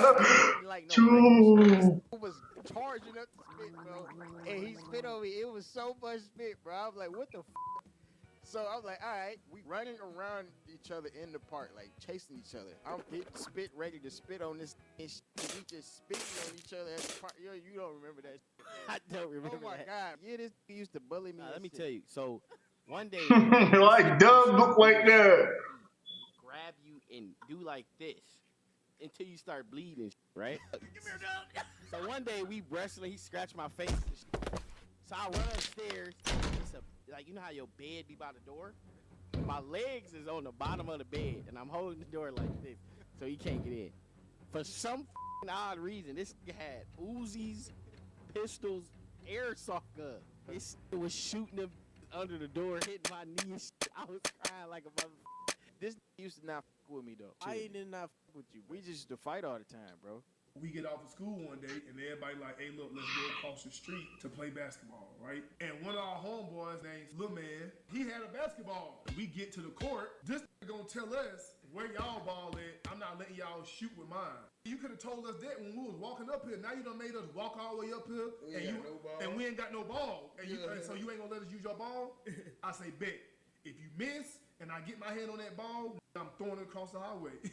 After about 10 minutes, the finally shoot, and he finally missed. The ball goes straight to this motherfucker. I say, Dirt, give me the ball. He looking at me, then he looking at the dude. He looking at me, he looking at Lil Man. He looking at me. Oh, Lil Man. And finally he passed the ball back to Lil Man. I did what? Hey, cause I ain't like that shit, bruh. I was like, man, god damn, why you doing him like that? I said, get in the fucking trash can. What the I said, if you don't get in there, I'm gonna put you in there. He said, all right, get in there. But I ain't Damn. Sitting in the trash can, dead ass like this right here. A few minutes go by, he was saying, get out there. Damn. Get out there. Hey, look. I'm like, bro, hey, yeah, bro. But like, I was pissed off though. Like I said, bro. Yo, what? So, yo, get the fuck in the trash. Have you heard about the greedy rule they have in Britain? No. I never either. You gotta throw me in that bitch. The first night. Fuck what you talking about? And there's so many Latinas. So obviously, I'm just looking around as you guys. I'm admiring. I'm tourist. Yeah. Looking around, and some are looking back. We're locking eyes. Now I'll just break the eye contact. It's a must. Until the last time, I'm just chilling with the lads, foot on the wall, see a Latina across the road. We're looking, we're gauging eyes for like 3 seconds now. I'm thinking, she's still staring. She's marched over with her hips on a senorita thing. What's going on? She's leaned in to kiss. I'm like, whoa! Like, I'm never that guy to be lip-syncing in the club. It's not me. Yeah. Like, lip-syncing a bit personal. Yeah. Leaned in, I'm like, whoa, no. I don't know how to speak Portuguese. I'm like, no. But the person she's with he could speak English. He's like, oh yeah, man, that's how we get down in Brazil. If you have eye contact for 3 seconds, you have to kiss, man. You want chewing gum? It's like, nah, it's calm. Is it your breath? Yeah. Is it your breath? Is it your breath, buddy? You heard about the greedy rule they have in Brazil? No. I never either. Oh, snap. I'm going to Brazil, bitch. Whoever animated, your name Lero, but I with this. Think of what we could do together. Sure, might get herpes on that job. I was in South Carolina for the weekend, well, Saturday, right? So I hit up my dog Terrence, and I'm like, hey, bro, what you got going on tonight? He like, shit, I'm chilling, bro. I'm like, let's go downtown. Bro, when my dog get lit, he be lit. And that motherfucker got a mouth on him, bro. I'm telling you. And y'all know Terrence, but his name Dirt. Terrence is the Naruto guy. Boom. We head to this little bar, you know what I'm saying? We get in there, we head straight to the bar. I buy everybody shot. So now I'm vibing, you know what I'm saying? I'm having a good time. I'm talking to people. I'm talking to this girl, you know what I'm saying? Chopping it up. And I hear commotion, but you know what I'm saying? It's none of my business. You know what I'm saying? As time goes by, I look up and I'm like, damn, where my homeboy at? Where my dog Dirt, right? But out of nowhere, at my peripheral, I see a flying in the air like this right here. And I'm following this. I'm like, damn, somebody done goddamn lifted, buddy. But I'm lit. I'm a little lit, so I'm looking. I'm like, but it's Dirt. I'm like, but that's Terrence. But that's my dog. I'm looking like, God damn, what the hell? But then I look up. I'm damn near clenching my fist finna knock whoever the right here is sleep. I look up, and it was a girl. She pretty much standing over him like, I told you stop with me. So I'm like, oh, okay. So my anger turned into laughter. And I done grabbed him by the shirt. Get the up, man. Like, I told your ass to stop with people, bro. Like, he like, bro, what the fuck, bro? How the hell? Right now. Hey, my dog Dirt, this a letter to you. He got your ass beat downtown last weekend. But that's what you get for with people, bro. You gotta stop with people. I was in South Carolina for the weekend. For the first time ever, we'll be hosting the very first live. Oh, Hunger Games. I've gathered 50 of the biggest YouTubers on the planet. Never before seen in YouTube history. 1 billion subscribers worth of YouTubers, and the rules are simple. Survive.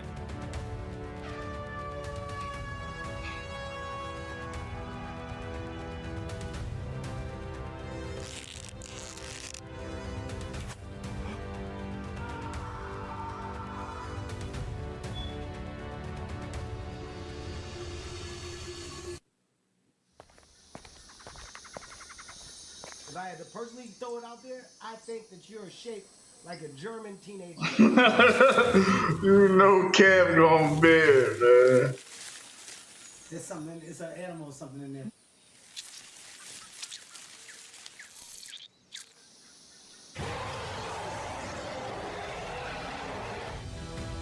You guys are not ready for this. The most brutal, cutthroat piece of content you've ever seen these creators in. Yo, who hit that?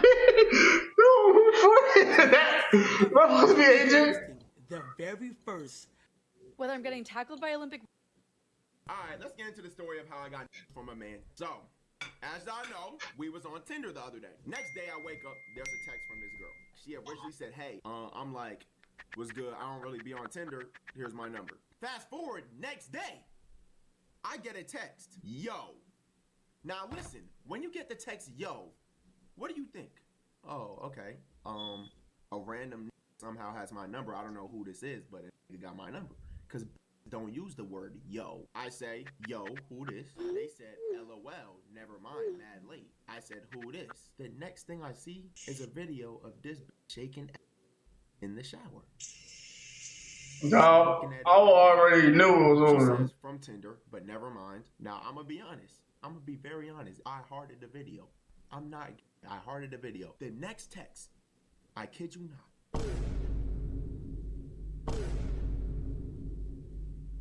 So, as soon as I seen this, any normal nigga would do. I blocked him. The goddamn video. Alright, let's get into the story of how. Yo! Okay, let me scan. I knew it was AJ. I knew it was AJ.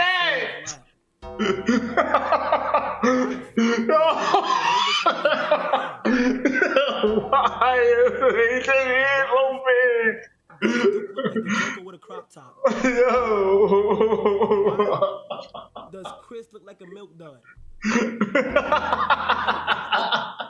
Does Agent look like my nutsack? Yo. Y'all don't do me like this, right? Everybody knows. I take a lot of Yo. So I just found this fantasy NBA draft site where you can actually. Yo, dog. Yo, dog. Yo. We listen, but we don't judge. One of my koi fish died, but he got sick. He got this disease. He got sick, he died. I didn't tell nobody. I replaced him with a fish. We listen, but we don't judge. Everybody knows. I take a lot of and sometimes it's just nicer than this. Hey, we listen. But we don't judge. I just mind my business. I stopped being an AFP editor because I had to take a relationship serious at the time. But then a week later, we were not a thing, so I quit. Oh my God, my Shayla. Shayla. We listen, but we don't judge. Before I got my gun, I used to play with Duke's gun. Yo. I used to play with Duke Gun. Hey, yo. Walking by and seeing y'all like with a big t-shirt and no drawers on, I just look the other way now instead of telling everybody. But we listen, but we don't judge. We listen, but we don't. Yo, by the way, Kevin didn't know I slept in the basement. He thought it was a set. Yeah. He's been living bad. But let's just address how nasty that basement is. Yeah, he's sleeping in. I had a lot of itching issues. He didn't tell you he didn't want to stir up a problem. He had bed bug bites. Yeah. Or fleas. By the way, you gotta be nasty to get used to them bites. Yeah, no, Get used to them bites. Now, there was no bed bug bites. We're God, look like that.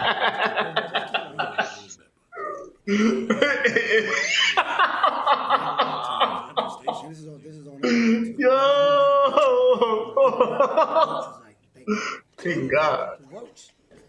Thank God. Roach was so excited to get the fuck out. He wanted out. You know how bad your place got to be for a roach to want out? That's a nasty. Yo, by the way. Yo, thank God. Oh my God, this is weird. Oh my God. 7th grade, I was in my. I went to the worst barbershop ever. And it wasn't in the US, it was in Dominican Republic, you feel me? My dad had dropped me off, you feel me? Like, he just dropped me off. He said, yo, I'm gonna be right back, He don't like waiting for shit. So he just left me here with a whole bunch of strangers. Right, I hop in the chair, boom, I sit down. He asked me what I want. I'm like, I want a shape up. Like, so he go ahead and he bring out this little bag. And there's a whole bunch of cream inside the bag. And it's this random cream that I've never seen before in my life. And he go like this, and he got a whole bunch of cream on 2 of his fingers. So he goes and he just starts wiping, you know what I'm saying? He pop out a little Gillette blade. So now I'm scared. So he doing a cut, and he keep looking up. Like, while he doing he's not really focusing. I don't really like that. Walking into the barbershop while he's doing my hair, he get distracted for a whole 10 minutes. Mi amor, espérate. Papito, dame un segundo. So I see him like this. I'm seeing him do this. No te muevas. He telling me to move like I'm not even tall. Monchi, ven acá. ¿Qué tú opinas de eso? You know, Monchi, his man's Monchi right here looking at him like, wow, loco. Wow. I went to the worst barbershop. Damn, you know you cooked. And it wasn't. A student success coach can be seen as your GP. Bro, you was being on me in 7th grade. I was in 7th grade, man. I was in my math class, man. Yo, for some reason, like my got hard. And then, like, I was so horny, like, bro, like then after, like, they was teaching and shit, I put my hands down, like, I started rubbing my, and I'm like, bro, I'm like, yo, bro, like, bro, I gotta do something right now. I started rubbing my, then I'm like, can I use the bathroom? I go to the bathroom. I run downstairs. I go in the bathroom.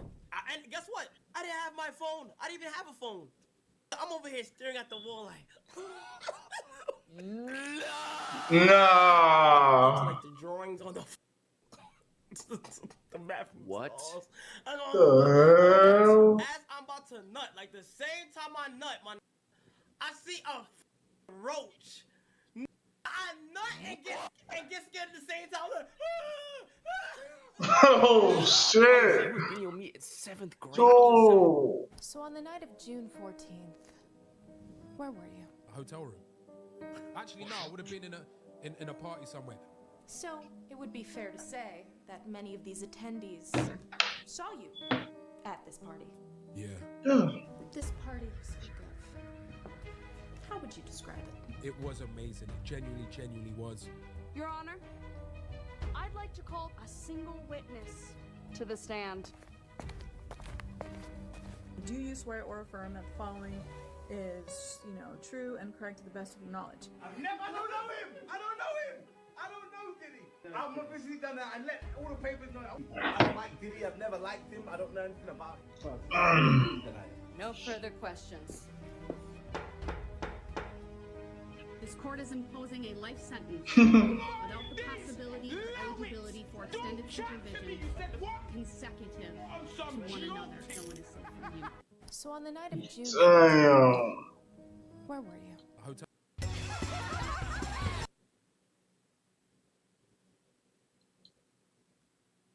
Have I ever told y'all that I was a nerd? I used to swear that I lived in like the Naruto universe. And like, I used to actually train like a homemade kunai train. Headband from Walmart train. Me and my homeboy Terrence, bro. We used to actually train. I used to run up a tree and like mark it and like jump back. You know, it's like a real, I swear to God, bro. I'm gonna tell y'all what got me out of it. I had 2 homeboys walking down the street. They see me in dirt training. I never forget it. The niggas was like, dude, bro, stop doing that lame, bro. Like, I kind of stopped. I watched them walk off and they walked right into the back door of some house. These niggas the same age as me, and they over here getting, and I'm over here with bro, not getting. Have I ever told y'all that I was a 3, 2, 1. Let's go. Lock in. Wait. Whoa. Wait, what? Where the fuck you at? Wait, how do we? Where we at? Wait, what the fuck is this? What? The hell you looking at, bro? Don't look at him. Don't look at him. Shut up. Ain't nobody worried about you, bro. The hell you think this is? Some type of gay party? Ain't nobody worried about you, bro. You ugly. Ain't nobody finna touch you. My fault, bro. I lied. Don't move. Don't move.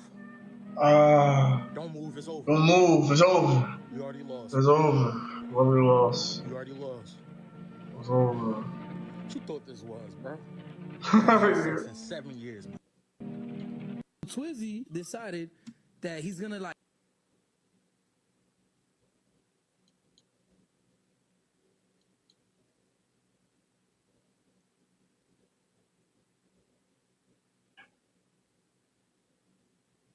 Bro, why does Phantom look like that?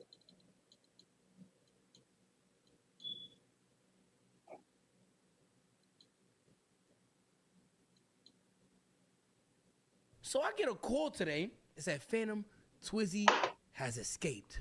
So Twizzy decided that he's gonna like escape the house. When he jumps the fence, the security team is like, "Yo, is that who I think it is? Yeah, nigga, it's Twizzy. Get him." Twizzy's like, "Yo, bro, like, I'm trying to go for a walk. Let me do me, you do you." You know what I'm saying? The housekeeper calls me. Yo, Phantom, oh my God, Twizzy, I think he's dead. I think he's fucking dead. I'm like, yo, what the fuck? We live on a big ass hill. All I see all day is the Atlanta Hawks. So I'm thinking, man, them niggas just had Twizzy on a platter with a side of fries, a biscuit, all that, right? Yeah. So I'm like, all right, if the Hawks don't get him, the Coyotes will, right? Because we got Coyotes and shit. I finally pull up to the crib. All I hear is like some shit like this, chat.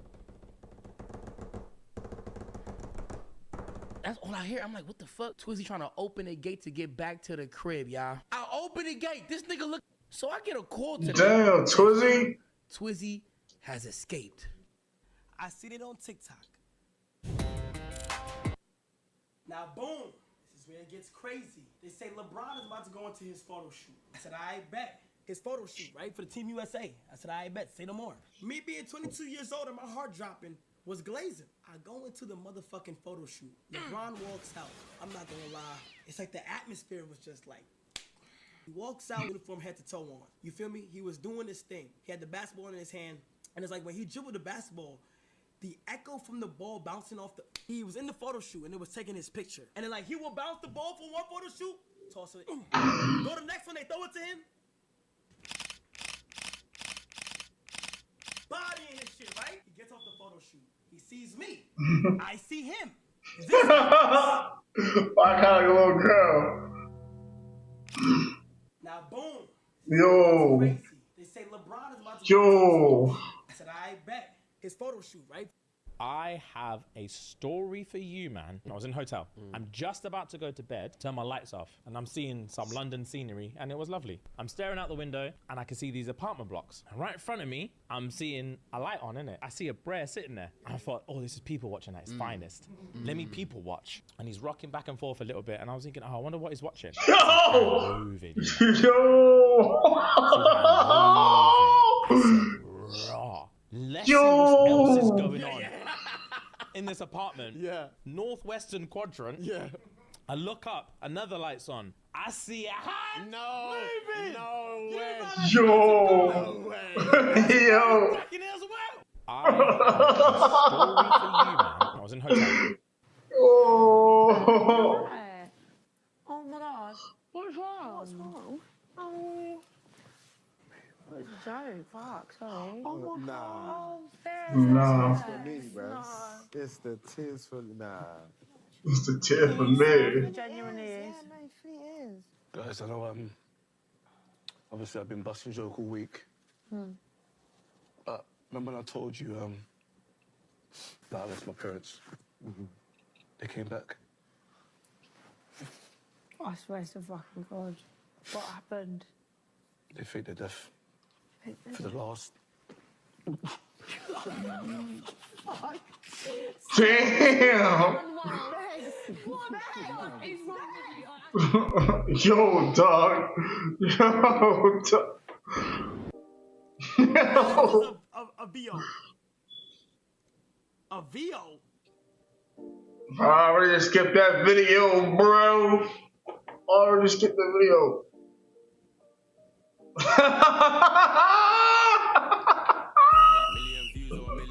Why they doing Davis like that though? Come on, bloody.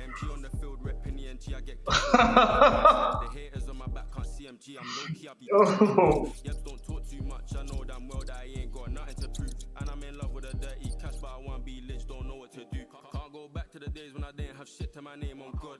I ain't saying I'm gone, just Jay. no success and it won't be long. I was outside doing shit that could end with me in a box. All got banters on my feet. If not, then you know that I'm out and about in Crocs. I'm on top, but I still ain't won yet. There's too much that I still ain't done yet. Bricking my cab in a second, I'm looking at Bay like, why you gotta look so upset? Got a thing that I'm putting my trust in, and the one thing that I just don't trust yet. Bare hoes that I don't even know on my phone, I'm certain they know it's me. Yes, I don't get no sleep, I be trying to run up all my broken they outside. Mars.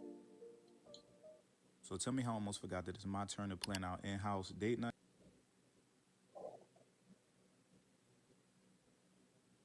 Funny enough, you know, in year 6, I was the lead vocalist of the gospel choir. That doesn't surprise me though. Why, man? I don't think that surprised anyone out. First, no, but listen, I'm a Muslim man. Why am I not? Oh yeah, I went over my head. Yeah. Lead vocalist is mental. Not even. At least if you was going, no, brother. But you're singing. Swing low, sweet mental. yeah, all of that, brother. I was the lead vocalist. So my dad must have came in for parents evening now, and he goes, "Yeah, how's Amin doing for maths and that?" She's there saying he's very well. He's doing good. Her name's Miss McCalla, but she's also the leader of the choir. And she goes, and yeah, Amin's doing very well in gospel choir. You know, he's a very good singer. And my dad's like, huh? And then yeah, gospel choir. Okay, no problem. Sat man down in the car and said, gospel choir. I said, yeah, what's wrong with that? I didn't know, Yeah, lad. at the time, yeah. Obviously, when I take it in now, it was only Jesus rhythms. So I clocked. I said, oh, it might be a problem. Yeah, So but he you told just man- might not have been in mad tune with your religion. Of at course that not. time, I'm 10. I don't know Yeah. about Christianity, Islam, and like on a mad On a depth, mad man. scale, So yeah. boom, now he's told, man, but you can't. Funny enough, you know, Dumbass. I was the prison I was in was more of a remand. It was a joke. Like the football matches in there was amazing. I still think about it now. I remember my goal. You see how you scored at soccer? Yeah. My goal in prison was bigger than that moment. Wow. What kind of goal was it? Talk to me. Bro, I will never forget this goal. I'm on the edge. It's a 3G. It's a 7-a-side game. I'm on the edge. You let a 3G in there? Yeah, That's 3G. mental. 10 side, yeah. Is that a tax Bro, money's no guy? game. The ball gets crossed in. Is that what tax money's going? Bounces. I'm looking at it. I'm not a man that shoots. And I can play a bit, boys, by the way. Yeah. It came up, just there, right in front of me. I don't know, my mum told me in my head, half volley. You know when it hits the net and comes out like, Those goals are deadly. give me 10 more years in it. Yeah. After, I wanted to stay in prison after that goal, bro. Prison I was in was more of a remand. It was a joke. Like the football matches in there was amazing. I went from averaging 30 views on Twitch to be. So you're saying that you don't mind if a girl had your toes? Yeah, car, don't suck toes. So your girl is just walking on those trotters and they're blessed with it. Hey, can you stop posting that on Snapchat as well? Stop trying to use my toes for views. I don't like that you do that. Damn. When you're low on views, you think I didn't? Whenever I'm low on views, 100 replies to that. You think I didn't see it the other day? Sorry, man. Why don't you reply to me? You don't really And do you know what's engage even with me. worse? It was Chip. Chip what? He screenshotted it. Yeah. And he goes, nah, blood. Yeah. Chunks is out in you. I Yeah. looked at it, I said, I had to, man. I guess me views, bro. Does it actually? Yeah, it does me well. Toes are shit, innit? Yeah, your toes are horrendous. So you're saying that you don't mind if a girl had your toes? Yeah, car, don't suck toes. How did you meet her? But we met the first time I laid eyes on this girl. I was in year 8, and we met in Quran school. Like, that's Call it mad. Duxie in Somali. but Duxie. yeah. Duxie, Yeah. where Are you meeting Giles and Dukes? No. Yeah, no, that is crazy. If you saw the way I phrased it. See me when I got Quran school? Yeah. What do you think? Alright, chill out, man. Well, I can't do that. Darkness is doing this. Where's the gallum though? Who's trying to learn Quran? Like, who's really trying to learn Quran and who's trying to know what God? How did you meet her? But we met the first.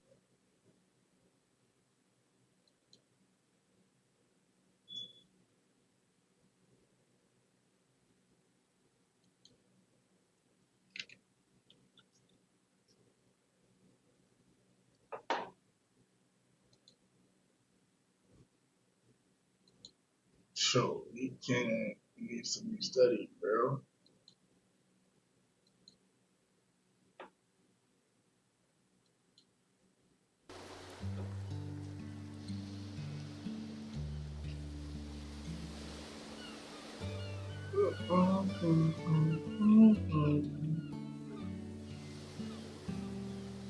I thought vacations were supposed to be fun.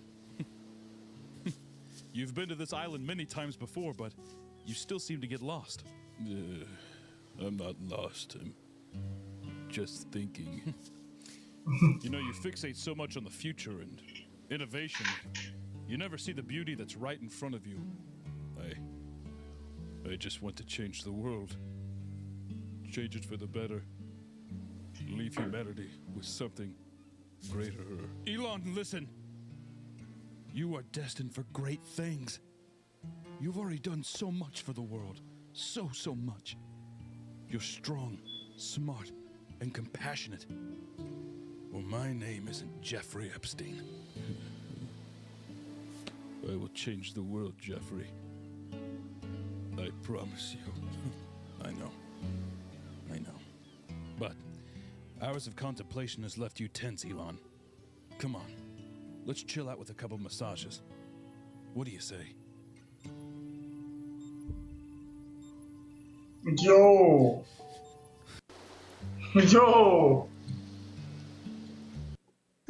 Ariana, Cynthia, thank you for your time. What? So, tell me, what was it like being on the Wicked set again? Was it a lot of fun? Why would he bring that up? Why would he bring that up? Did you enjoy singing on the set? No! It's okay. We can get you a... It's okay. Don't touch her! Nope. Don't touch her! It's okay. Must be nice seeing the fans. Okay. You want to wait to do that until the interview's over? No? Okay. Can I offer you a snack? You just, you know. Bro. Hungry. Okay, no. Okay, could you mind doing that until the interview's over? Please stop doing that. Stop doing that. Please stop doing that until ma'am, security! Ariana, thank you for your time. Please stop doing that. You're the third employee I've talked to. And I don't want to have to ask again. Do you or do you not have any Magic the Gathering Avatar The Last Airbender collector booster packs? It says you have them in store online. And no, they're not Pokemon cards. Don't even ask. Don't even ask. Yo, dog. You're the third. There's no trans people in my swamp. Get out of here, you foul beast! Oh, Dad, I'm your baby girl.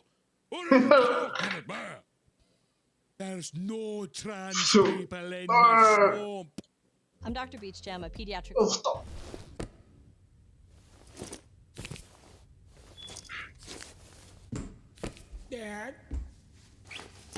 Dad, I need to talk to you about. Yo!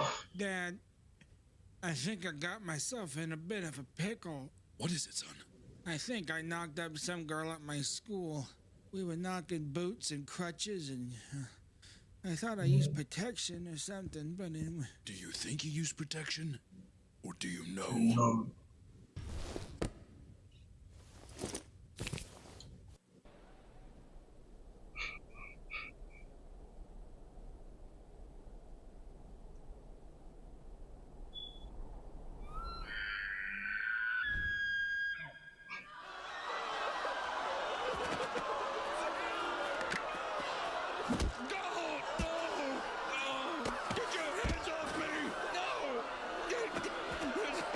Yo! Get your goddamn hands off me!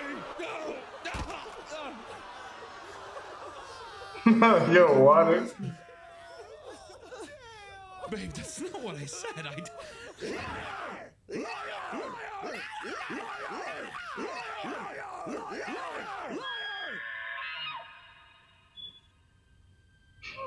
Yo, imagine. You know I would never say that. No, I would never say that. Tay-Tay, come on. Why do you have to lie to me? I love you. And you want to break my heart? Why can't you love me? Yo.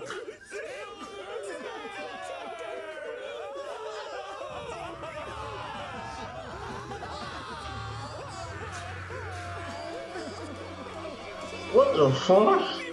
I barely know you! You want me to fawn over your existence?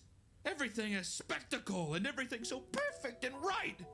I try to get your attention, but it goes unnoticed until it's convenient for you.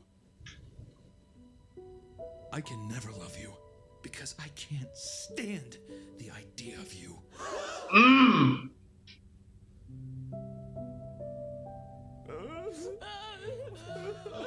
I'm sorry, Taylor, but I think we should break up.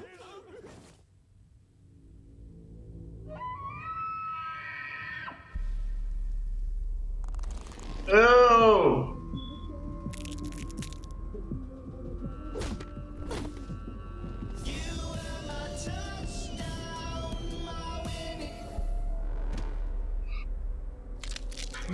Damn.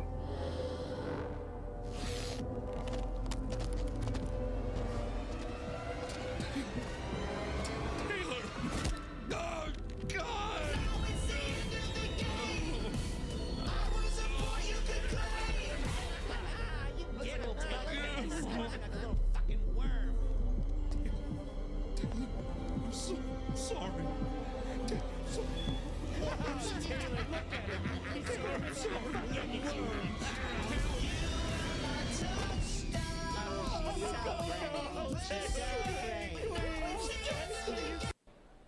Oh, this is so disgusting. Hey, you want to get big, kid? Oh my God, yes. Oh, yeah. That's a good burn. No, that's good. It's supposed to.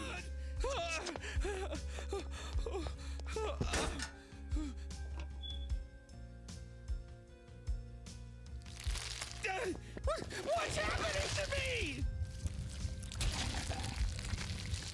You have so much potential inside of you. There's no one solution to fitness. You gotta do what feels right for you. It hurts! Dear God, it hurts! The pump can be addicting. Veins expanding. Muscles transforming. You become What the hell? version of yourself. Just another lift under the belt.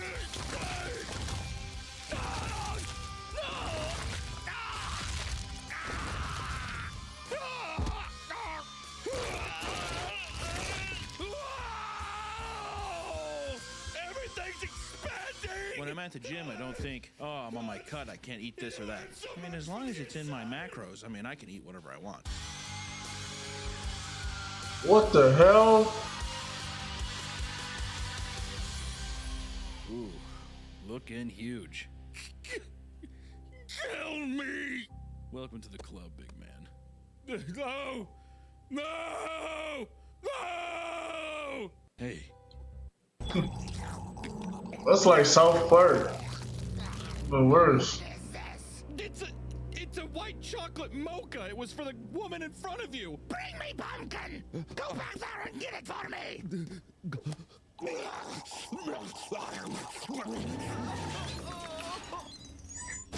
Welcome to Starbucks. What can we get started for you today?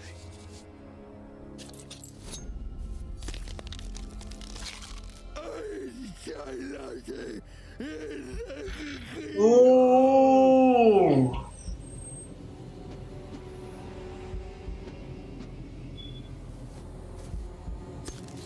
Ah.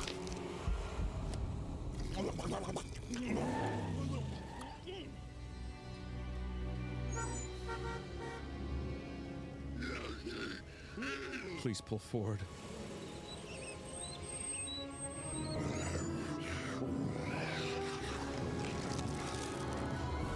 What the hell, twin? Ma'am, I don't know if I can give you this drink. It doesn't seem right.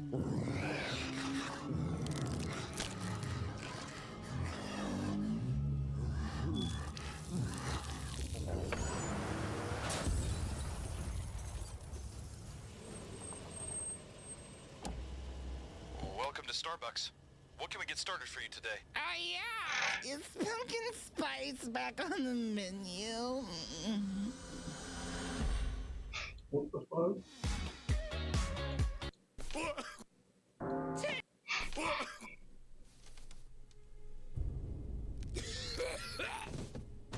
Why would you do this? I didn't want to, Andy, but you forced my hand. I had to look out for my partners. It's like looking into the face of an angel, Andy. It's too much for humans. You don't come back from infinity. Damn! Partner, you got cancer. Andy, you have cancer.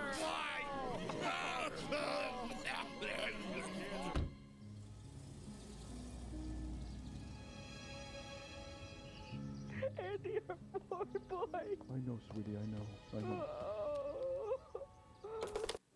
Take me now! I'm ready! Oh my God! Oh God! Oh Jesus! Oh God! Are you okay? Yes! Yes! Do not be afraid. I've ascended to another plane. The Minecraft waits for me now.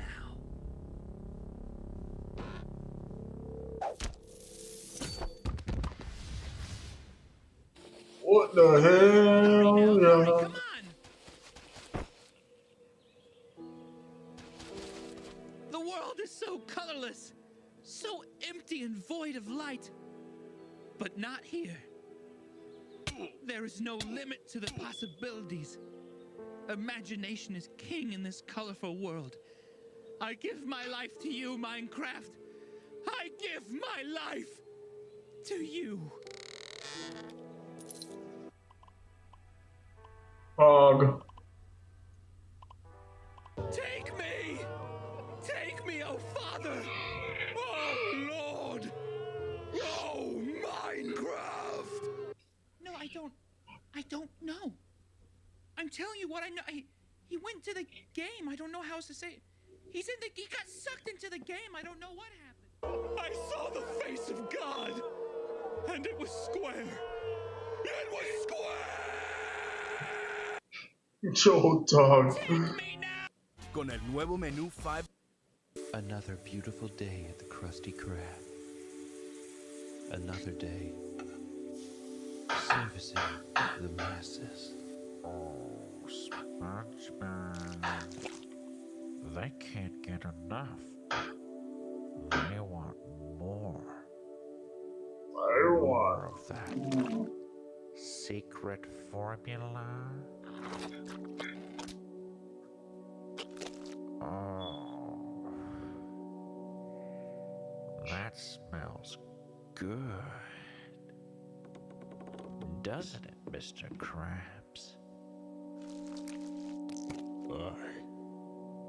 It do, Mr. Squidward. It do. Sponge me, boy. Maybe a bit more of that secret formula. Is that good, Mr. Krabs? Yo. Is that how you like it? Aye. That's how old Mr. Krabs wants it, but the salty dog wants even more. Can you feel that? Oh, God. I can feel it, Mr. Krabs. What type of sick shit is this? And in the old honey jar, isn't he? You can take as much as you want, Mr. Krabs. Yo. Oh, don't leave me out. I need you, SpongeBob. Yo. Go on and get yourself a handful.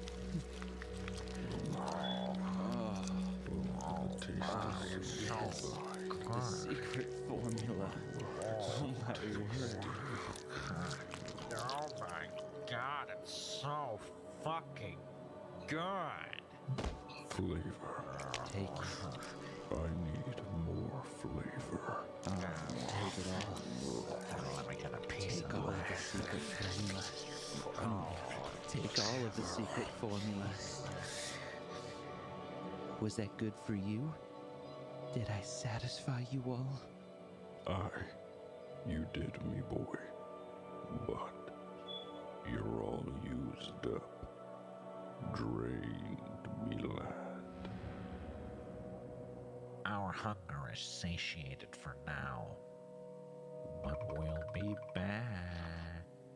Another beautiful day. What the fuck was that? She got irrationally angry when I proved her wrong and put a curse on me. Not that I believe in curses or anything. Fuck am I looking at? Nah, no cap, right? No cap. Look at your legs.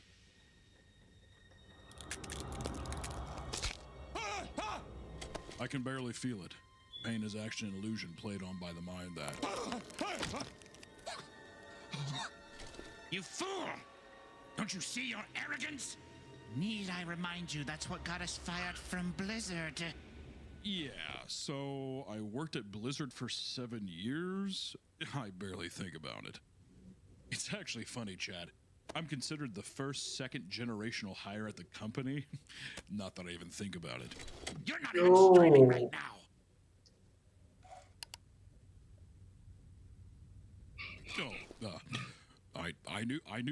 I knew that, and I was just practicing before I go live. It's the most optimal way a streamer stays fresh when...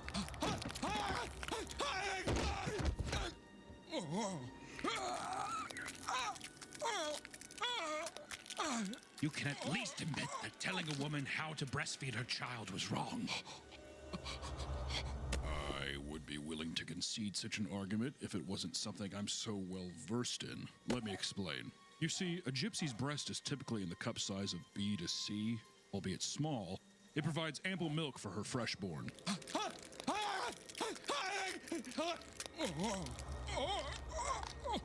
Your ego is going to kill us. Admit to yourself, you can be wrong. For us. Yo, what the? Nah, man. But I just think a mother should breastfeed her child.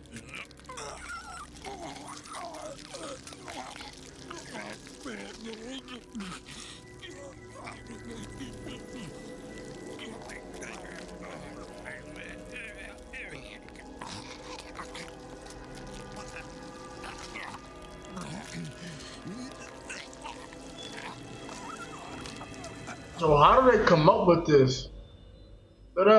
She got irrationally angry when I proved.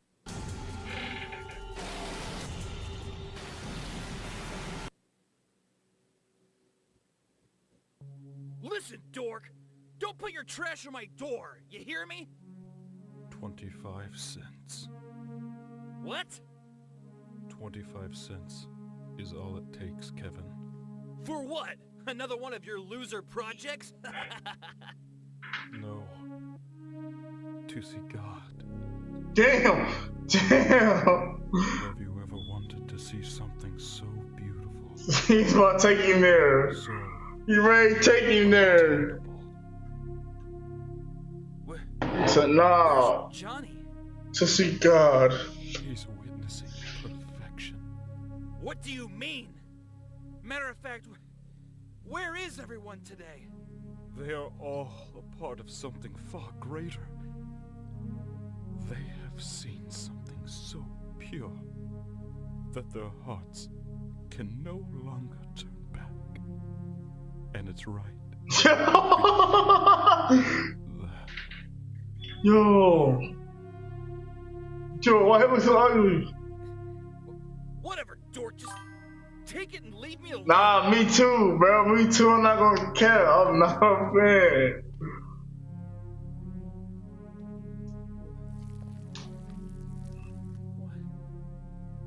What is that?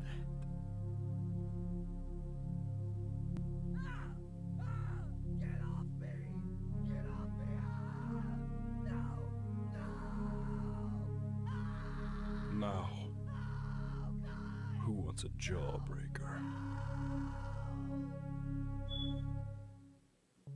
Listen, dork. I don't get it. Wait.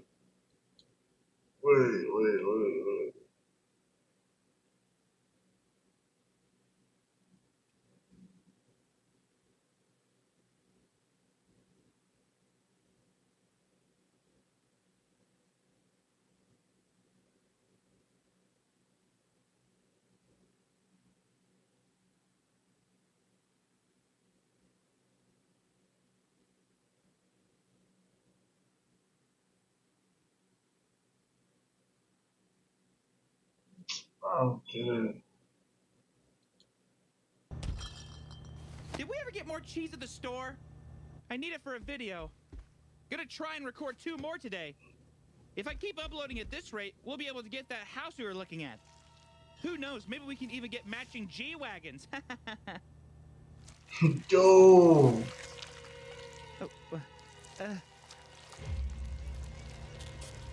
Matching G-Wagons. No.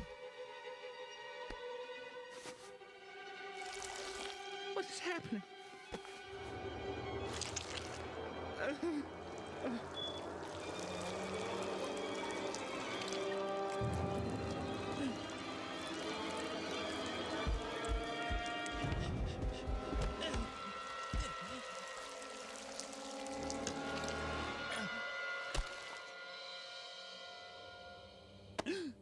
Don't touch me!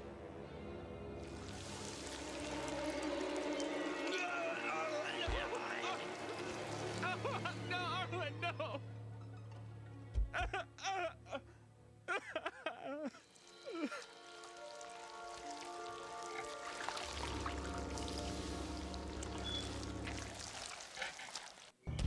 Damn. Did we ever get more cheese at the store? Face it, you don't sound like a veteran. Today, I just bought my most terminally ill fan his replacement heart. Oh my god. Is that Mr. Beast? This kid looks sick as heck, dude. Bruh. Do you want a heart to save your life? Or do you want a Mr. Beast wrap Tesla? I would literally kill myself for a Tesla. Yo. Good boy. Now, you have to search these 100 coolers filled with human hearts to Yo. find the Tesla key. Man, I wish I was Yo. Your boy be driving a Ford Explorer. Bruh. Yeah, I mean, I don't know if this guy should be doing this. He looks really sick, Jimmy. Yo, who that supposed to be?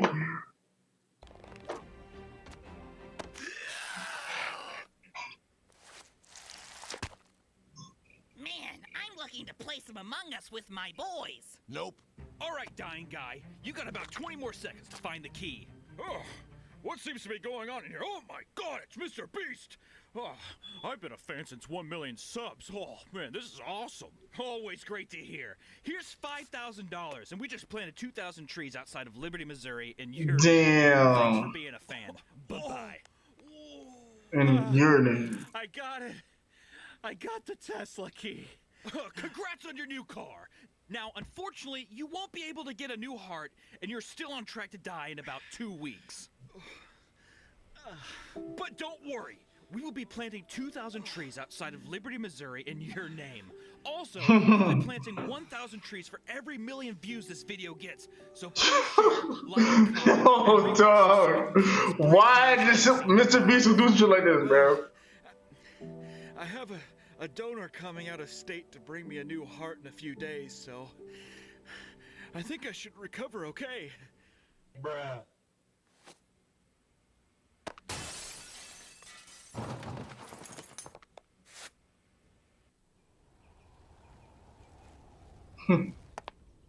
Today, I just bought this entire hospital.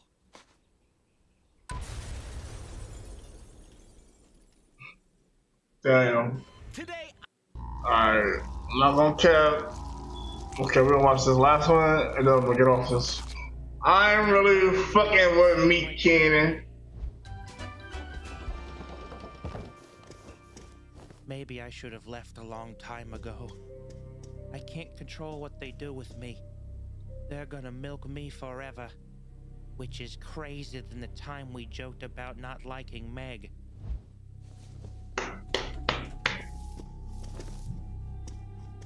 You will never be satisfied.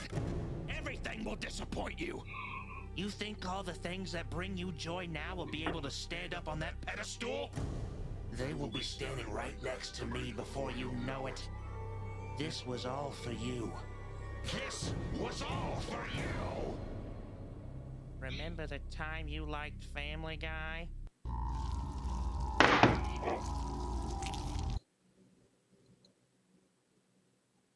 Alright. Ish.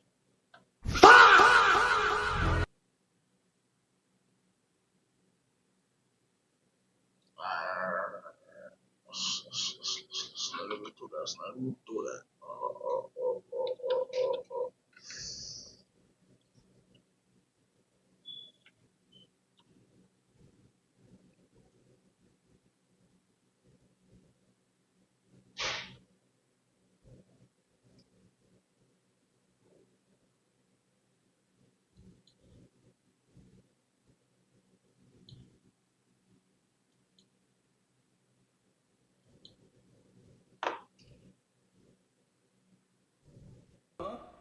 Yeah. This shit look just like it do in the movies. Wow! Hey, oh, shit! It's on site like that in Tokyo? Yes, all the time. If only Gojo. Yeah. This shit look just like it do in the movies. Wow! Hey, oh, shit! It's on site like that in Tokyo? Yes, all the time. If only Gojo. That was pretty impressive. What hood are you from? I am from L Block, all the way in the south part of the village. L Block? Damn it, this L Block. What's so bad about L Block? That was pretty impressive. Everything. We've partnered with PayPal to bring you guys on a... Oh, you think I'm losing? No, bitch, we losing. This how we gonna do this. Roses are red, weapons against me won't prosper. With this sacred treasure I summon, Big Raga, the op stopper. Free Gojo, nigga. Oh, you think I'm losing? No, bitch, we losing. This how... That was pretty impressive. What hood are you from? Keep enjoying.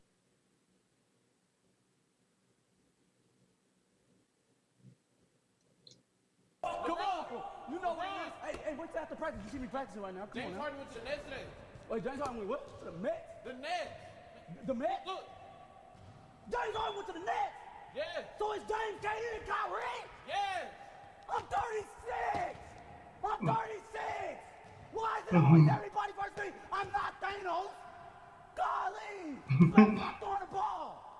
I'm 36. I can't keep doing this, I'm tired! I just beat the Warriors! Come on! You know what it is? Hey, what's after?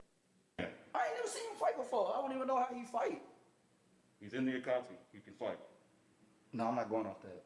I'm not going off that. You go get him, bro. No, you will prove your loyalty to the Akatsuki by going to get him. Oh, bitch, I proved it. I proved it. I don't fuck with my village no more. I ain't never seen him fight before. I don't even know how he fight. Welcome to Popeyes. How can I help you, sir? Can I get a 3-piece with fries and mashed potatoes and with gravy on the side? Yes, sir. Spicy. Yes, sir. Move here. What do you want? What do you want? I just want a 3-piece with fries. God damn, spicy or mild? Spicy. Here. Damn, gone. Shit. This is not even my order. It don't matter. Get out of here. At least get some sauce. We don't have no more sauce. Shit. Right there, though. It's not for you. Get your bitch ass up out of here. I'm not playing. Welcome to Popeyes. How can I help you, sir? Can I get a 3-piece? So this is how you make viral Fortnite? Shit, here go this nigga. So which one of you bitch ass nigga wanna get Well, dropped? drop. Oh, hey. That's your day. Fuck it, I'll pick. Damn, I'm not trying to get dropped though. I'm allergic to getting dropped. What everybody be? You see, the way my schedule is, I don't want to do it. Your turn, nigga. Shit, here go this nigga. So which one of you bitch ass nigga? Man, where's this nigga at, man? I told you that nigga was gonna be scared to show up talking all that shit. There you go right there. Oh. Yeah, all that shit you was talking online, then call it to you. Now, come on, put your hands up. I ain't got no words for you. Come on. Come on, put your hands up, boy. Hey, bro, what you... Hey, y'all see him? Yeah, bro. Man, he's doing shit trying to scare you, bro. Come on, man. Yeah, bro. Yeah. I know you just trying to scare me. Anybody scared? What's up? What's up? Shit. No, I'm done. No, this nigga just kicked me. Fucking side kicked me. No, I'm done. Man, I'll fight him, bro. I'll drop him. Yeah, all right, go. Let's go. You can't drop him, bro. Wait, I know that shit. That's Drunken Fist. That's Drunken Fist. Don't do it. Ain't nobody doing that, bro. Come on, man. That's only a movie. Yeah, bro. That's what I thought. Desmond, please, bro. I don't know. So I ain't scared. Dang. Oh, get with him. Get with him then. Where's this nigga at, man? Already know him, man. There's always these poop ass. Oh, what the fuck I'm on? This nigga is absolutely not crazy. Even though he was slapping his head, which is indeed a sign of craziness, do not be misled. Niggas love to act crazy. It is a tactic known to work on low-level niggas. Yeah, alright, cool. Yeah, alright, what? What? Alright, man, step up. Yeah. Step up right now, nigga. He has mastered his craft. Man, come on, man. Y'all niggas know what the fuck Fuck I'm on. Yo, if you guys could check out my new video, let me know. California Natural. Nigga, what? Man, this nigga got me fucked up. That's for real, nigga. What you talking about? Nigga, John told me he gonna slap the fuck out of me. Okay, let's see then. He got me fucked up. Yes, John. The nigga that beat up that pit bull with his bare hands with the metal plate in his jaw? What? I don't care what he did, nigga. I'm telling you, he got me fucked up. He said he gonna slap me, nigga. Come on, nigga. What's up, nigga? You gotta let that nigga make that, bro. Yeah, gotta let him have it. Gotta let him have it. Ain't nobody scared of no John, bro. I'm not saying you gotta be scared, bro. Just listen, bro. Yeah, what about him? You told the nigga that found a pit bull with his bare hands? Man, oh my God, are you serious? Ain't nobody care about no play, no jaw. Wait, hey, bro, don't let him fight him. What are you doing? I already told him, bro. He won't listen to me, bro. John is not normal. Oh, y'all scared, bro. Get back to jogging, man. What? All right, man. You're not normal. Bro, ain't nobody care, bro. He about to... Nigga, what? Man, this nigga got me fucked up. That's a... Nigga, what? Man, this nigga got me fucked up. That's a real... Damn. Got up, man. Bro, where's we at? Thanks to MLB The Show for sponsoring.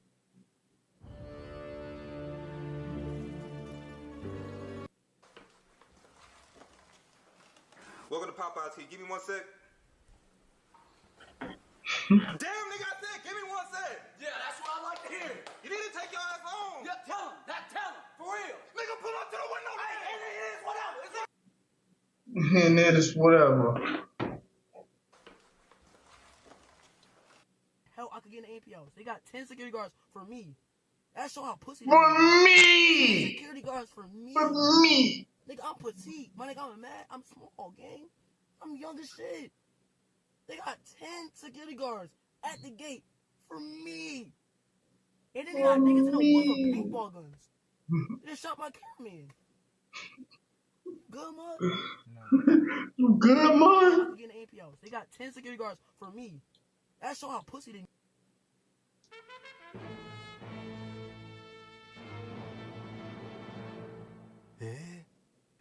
No way.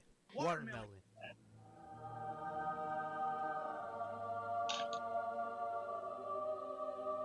So you gonna feed into the stereotype, sweet?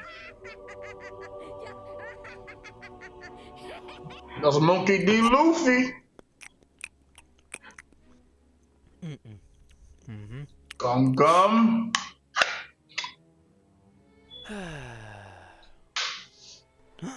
No way did he No. The speed fruit. Just speed fruit. Trash ass fruit. Super speed is so ass, especially in One Piece. Cause niggas already so fast in One Piece, so having super speed is basically useless.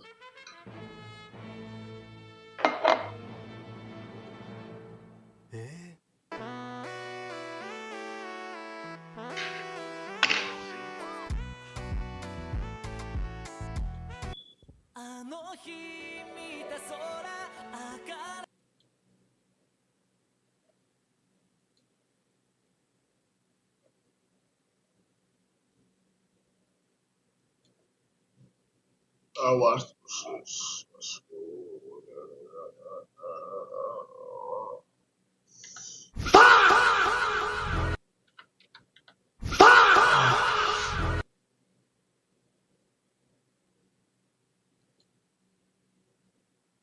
These.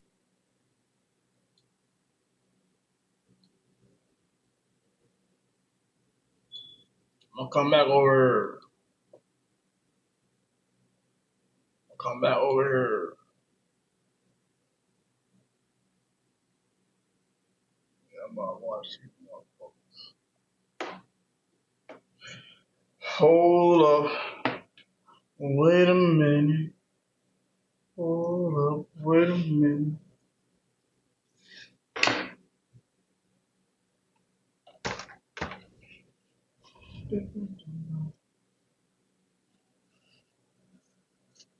Right there, yeah.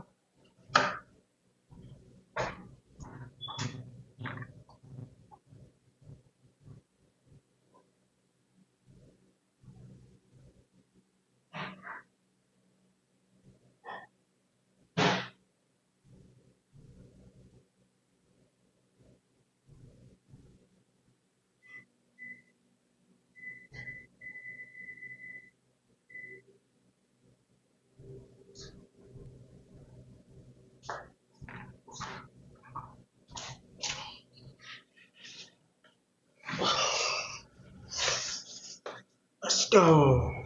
Let's go.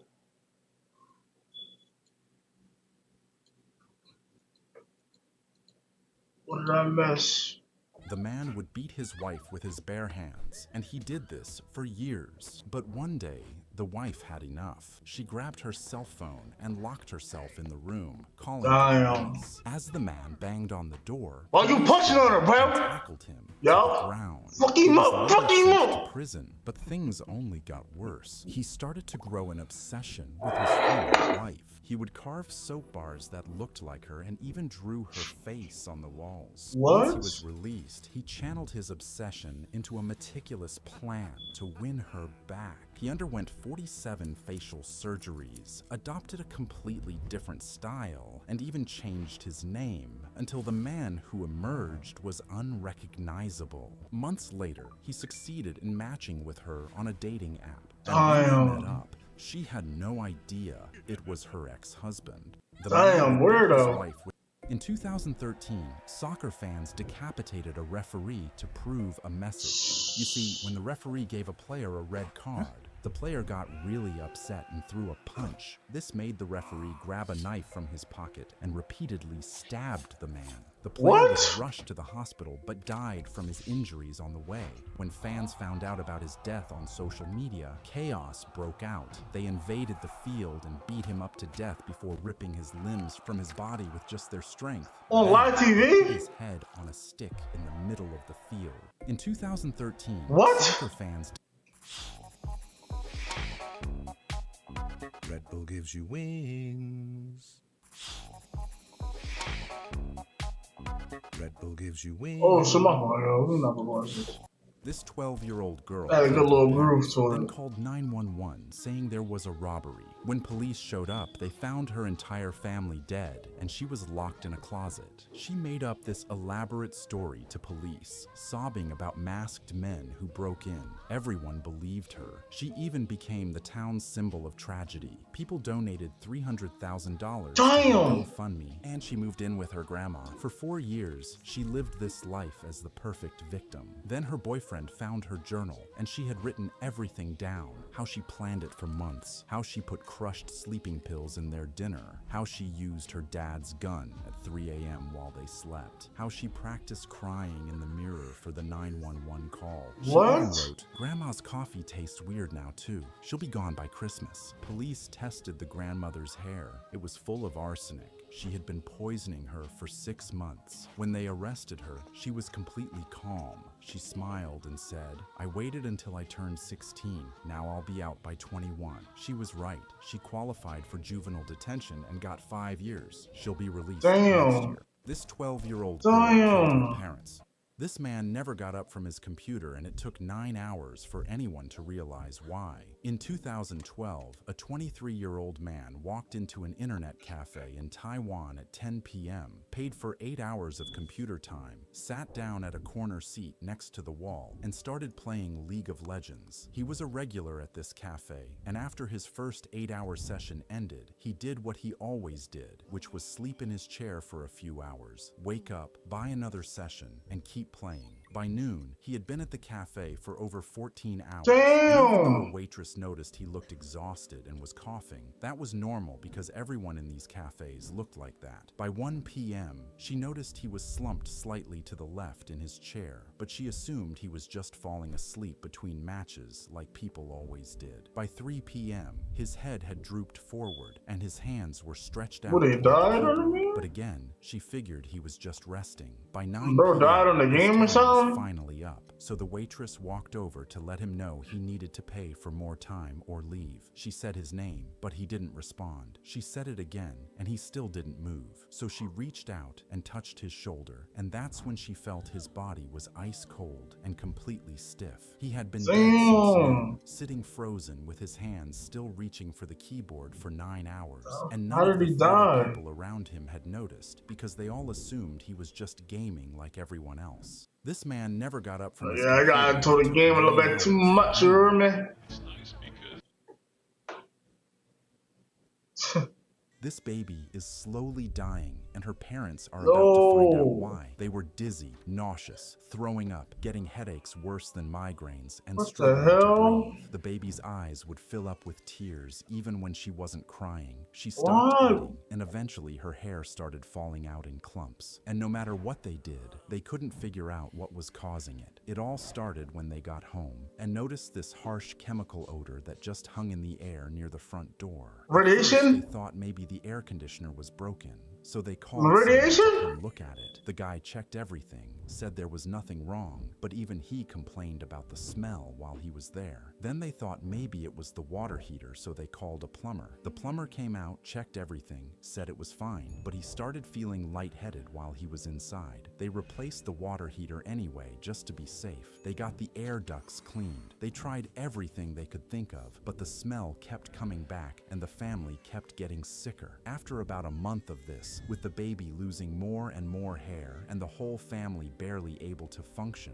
Umar called the fire department. They sent out a hazmat team to investigate, and even they couldn't figure out what was causing the smell, but they did notice that something near the front door was making their eyes water. After they left, Umar started looking around the front door himself, and that's when he found it, a tiny crack near the bottom of the door frame, just big enough to fit something thin through it. He started thinking about who would be doing something to his door, and he decided to find out. He hid a camera inside a potted plant right outside his apartment and waited. The next time his daughter got sick, he checked the footage and saw someone crouching near his door, but the angle wasn't right, and he couldn't tell what they were doing. So he adjusted the camera and waited again. A few days later, his daughter got sick again, and this time when he checked the footage, the shot was clear. A man was crouching in front of his door, pulling out a syringe, filling it with liquid, and injecting it directly into the crack. And in the video, the man was holding his breath the entire time, like he knew exactly how dangerous it was. Umar called the police immediately, and when they identified who it was, he couldn't believe it. It was his downstairs neighbor. He was a chemistry student who had been using his university lab to make poison and load it into syringes, and he had been injecting it into their apartment for over a month, slowly killing them. He got arrested but was deported back to China before he ever went to trial. And the reason he did all of this, he thought they were being too loud. This baby is slowly dying, and her parents,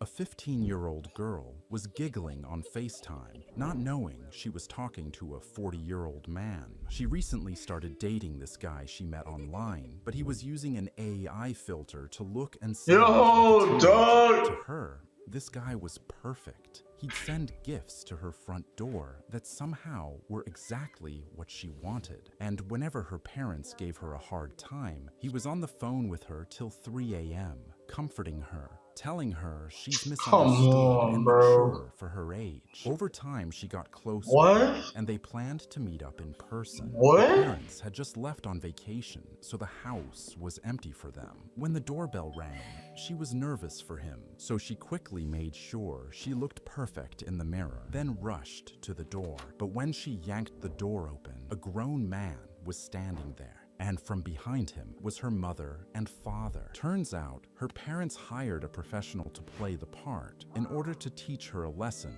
about trusting strangers online. That's a cruel lesson. But thank God it was a fucking joke, bro. They drew a circle around the ant, and the ant runs across the edges, believing it's trapped. Now, when they take out the ant and draw lines as it walks, it does not cross the line either. But when you draw a line so close that the ant steps over it, they can never unsee it and realize that it's just a wall it's built in its mind. Now, this applies to humans as well, also making many uncrossable walls of what's possible. But these are only figments of the imagination. They drew a circle around the fuck up. The ant.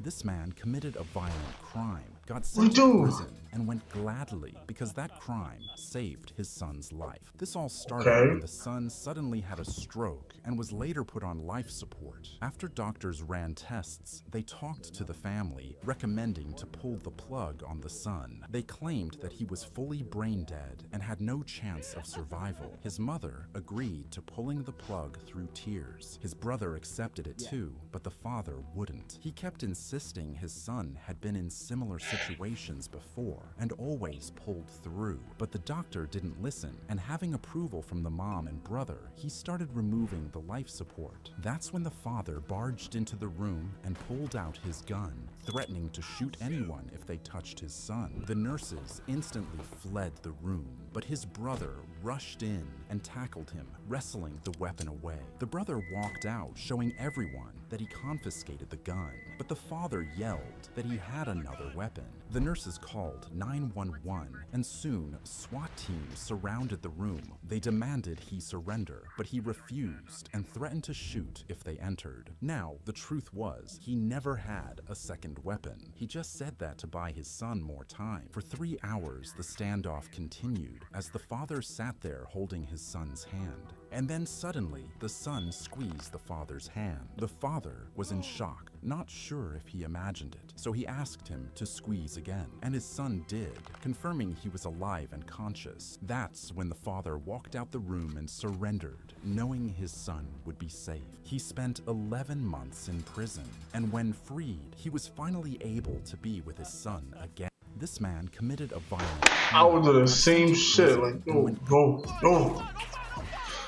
This man stepped off a plane, not realizing the airport would become his home for the next 18 years. In 1988, an Iranian man landed at Charles de Gaulle Airport in Paris. All he had to do was catch one more flight to England, and he'd meet his mother for the first time. But when he walked up to the gate and reached for his refugee papers, they were gone. Someone had stolen them at a train station before he even made it to the airport, and without them, they wouldn't let him board. He tried to explain, but it didn't matter. So he turned around and headed for the exit instead. But border control stopped him there too. No passport, no visa, no proof he existed. He couldn't get on a plane, and he couldn't leave the building. So he sat down on a bench in Terminal 1 and figured he'd wait until someone sorted it out. But no one ever did. Days passed. Then Come on. After a while, he started to smell so bad he had to wash himself in the airport bathroom. Come on. He couldn't afford food, so he ate whatever strangers felt bad enough to buy him, usually McDonald's. He'd sleep on a red bench surrounded by his luggage, and every single day,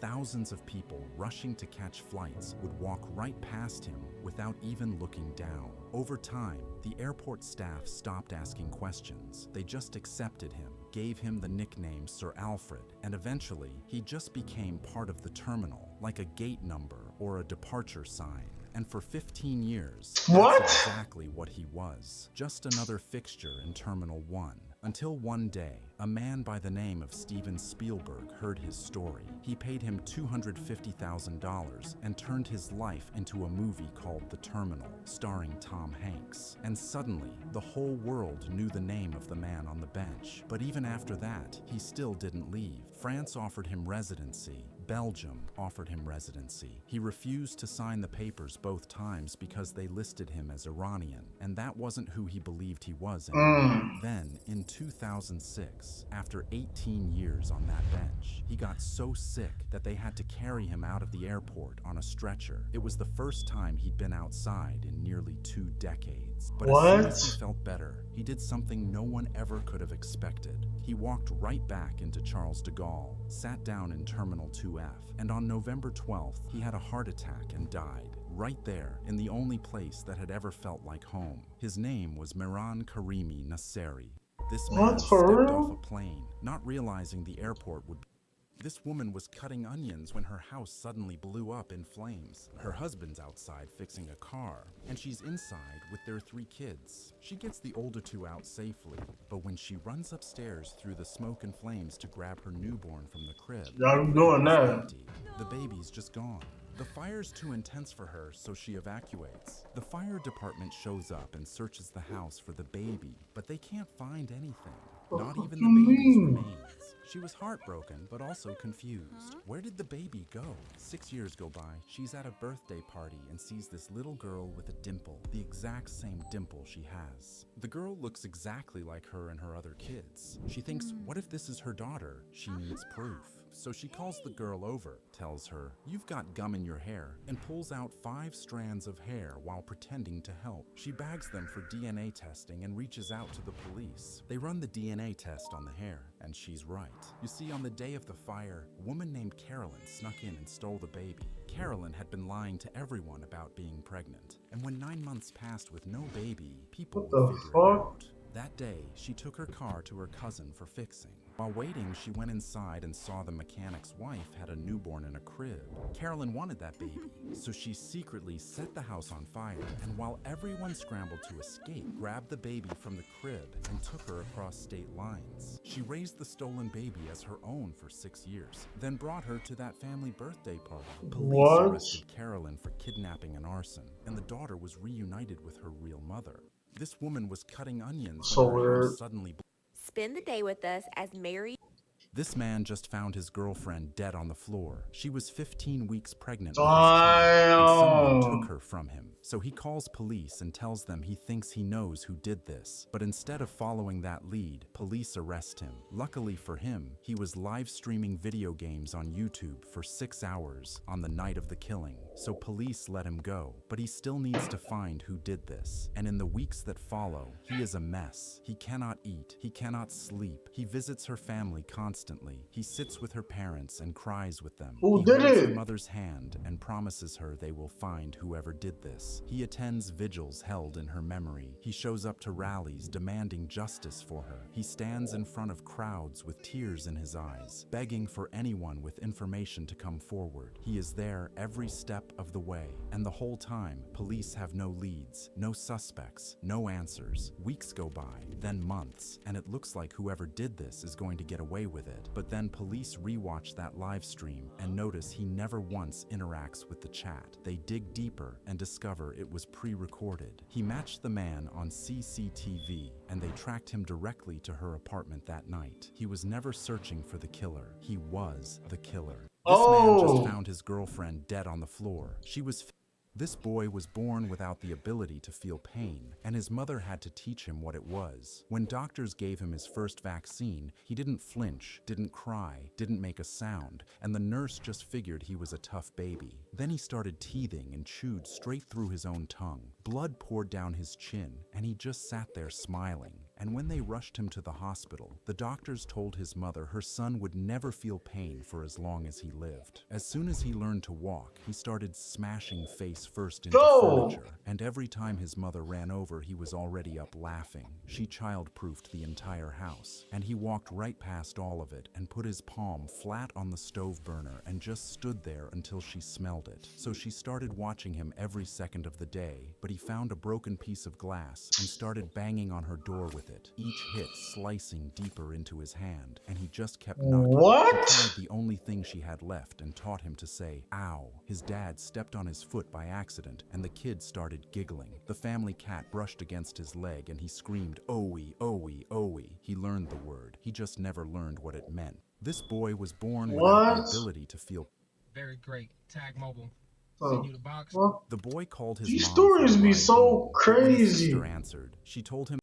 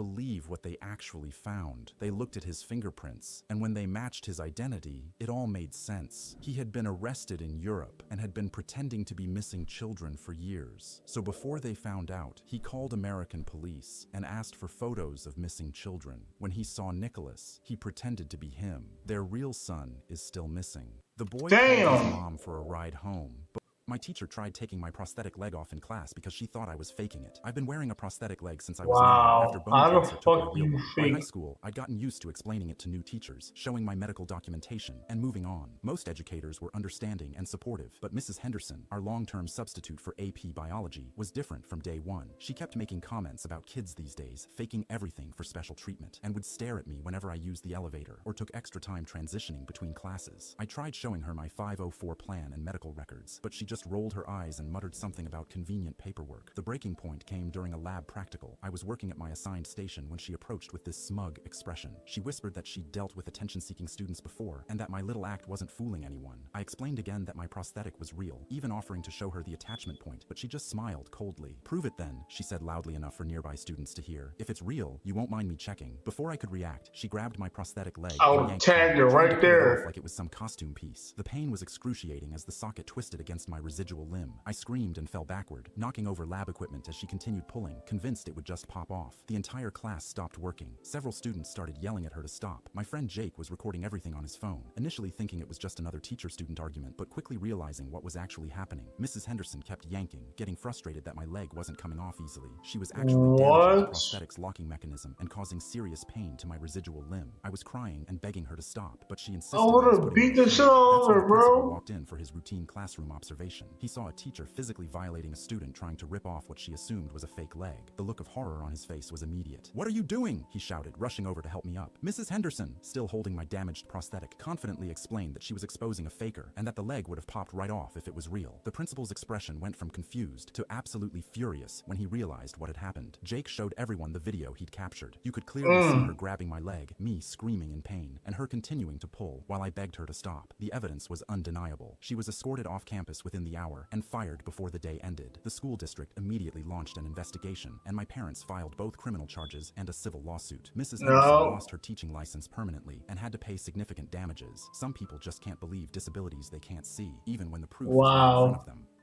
That's so fucked up.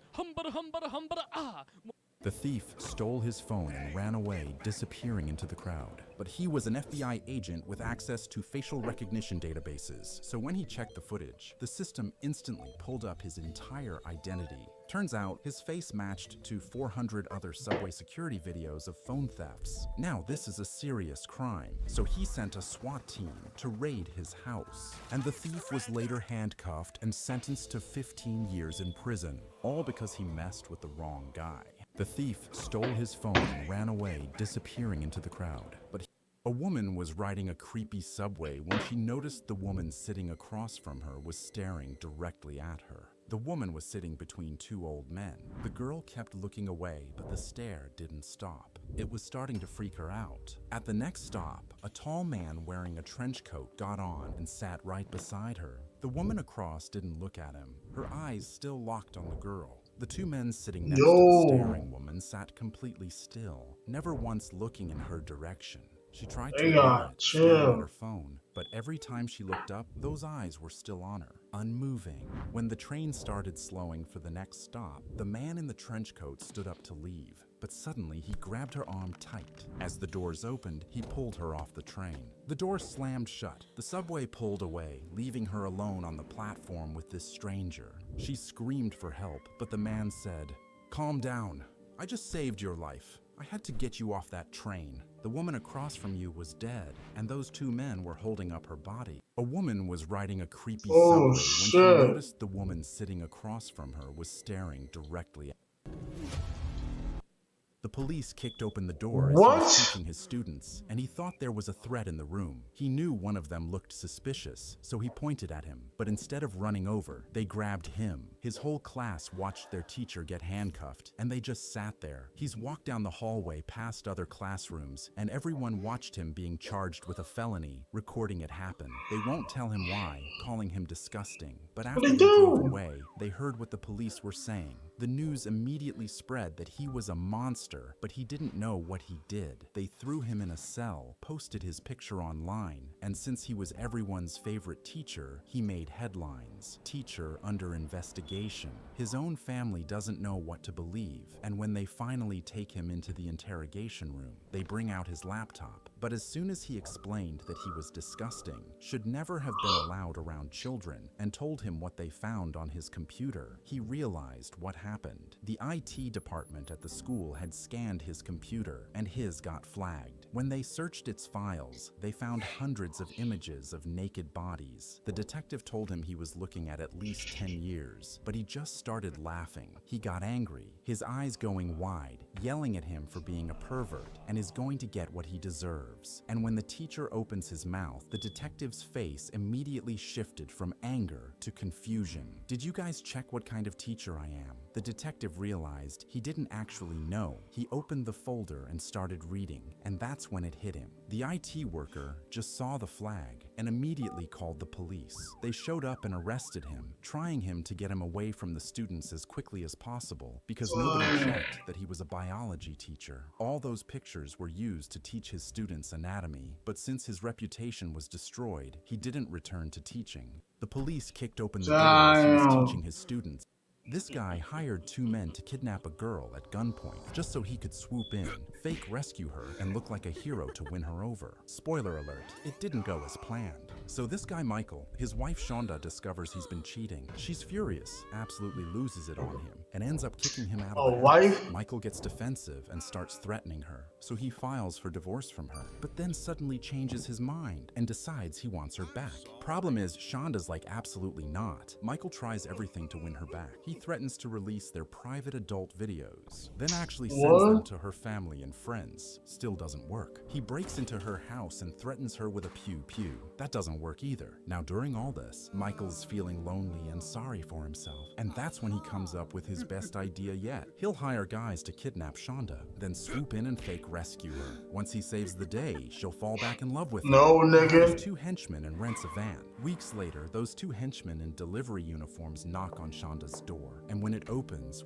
pull out weapons and throw her in the van. As they're driving, a cop happens to be driving behind them, and he thinks something is suspicious, so he tries to pull them over, but the van speeds away. It pulls off the main road onto a dirt road into a swamp and gets stuck in mud. The henchmen panic and abandon the van, run to a canal, and jump in to swim away. The police find Shonda naked and handcuffed in the back, but it turns out those henchmen drowned in the canal, and police find their bodies. Meanwhile, Michael has been sending texts to the kidnappers and he hasn't got word from them. So he panics and beats himself up and ties himself up, then takes photos and texts them to Shonda pretending to be the kidnappers saying, "We just kidnapped your husband," and demanding ransom. Police are investigating and they know the texts couldn't be from the henchmen because they'd already drowned days before. Police also discover the van was rented in Michael's name, so they launch a 4-day manhunt and find him hiding in a seedy motel. Michael was arrested, found guilty, and sentenced to 35 years in prison. Here's his mugshot. This guy hired 2 men to kidnap a girl.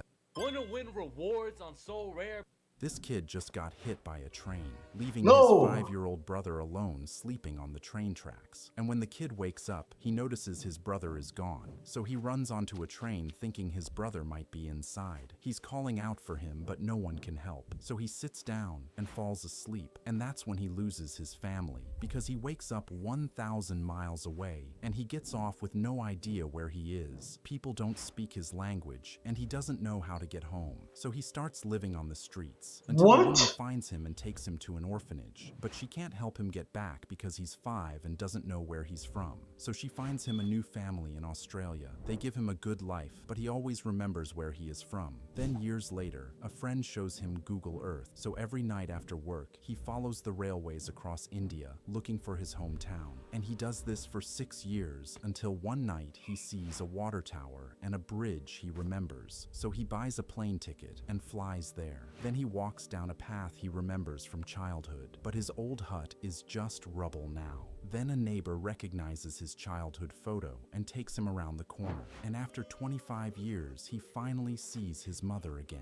This kid just got hit by a train, leaving his On the day of her 18th birthday, her own father Damn. kidnapped her and trapped her in his secret basement. Beneath their ordinary family home was a prison her father built for this twisted project. Deep past their cozy basement, behind a bookshelf was a hidden door, and behind that door is where she was locked in. The mom noticed she was missing and asked, "Where did she go?"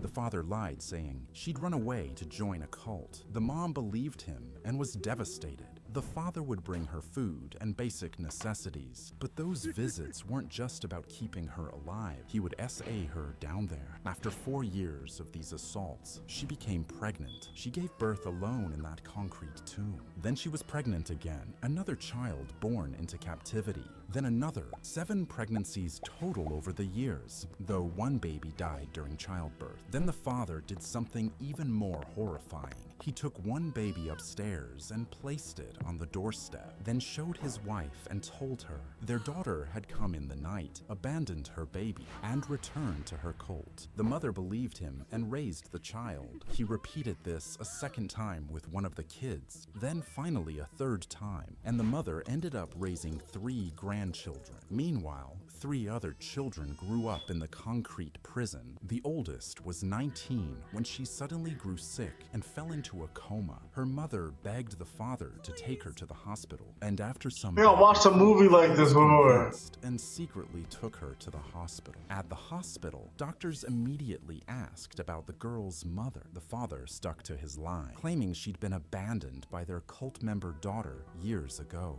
But when the girl fell deeper into the coma, the doctor desperately needed medical history. They contacted police to find the mother, and within hours, police were holding press conferences to news outlets, pleading for the mother to come forward. The news showed her sick child in the hospital bed, machines keeping her alive. From her basement prison, she watched it all on her small TV. She was horrified and later begged the father to let her go save her daughter. Finally, he agreed, but he warned her, saying, "Tell them you just escaped from a cult, or everything would be ruined." She agreed, and when they got to the hospital, police immediately detained her. They were ready to charge her with child abandonment, but once they separated her from the father and began questioning her alone, she couldn't hold back anymore. She told them everything, how she went into that basement at 18, and how she is 42 years old now. The children born in darkness, over 3,000 SA assaults. The police were absolutely stunned. They arrested the father immediately.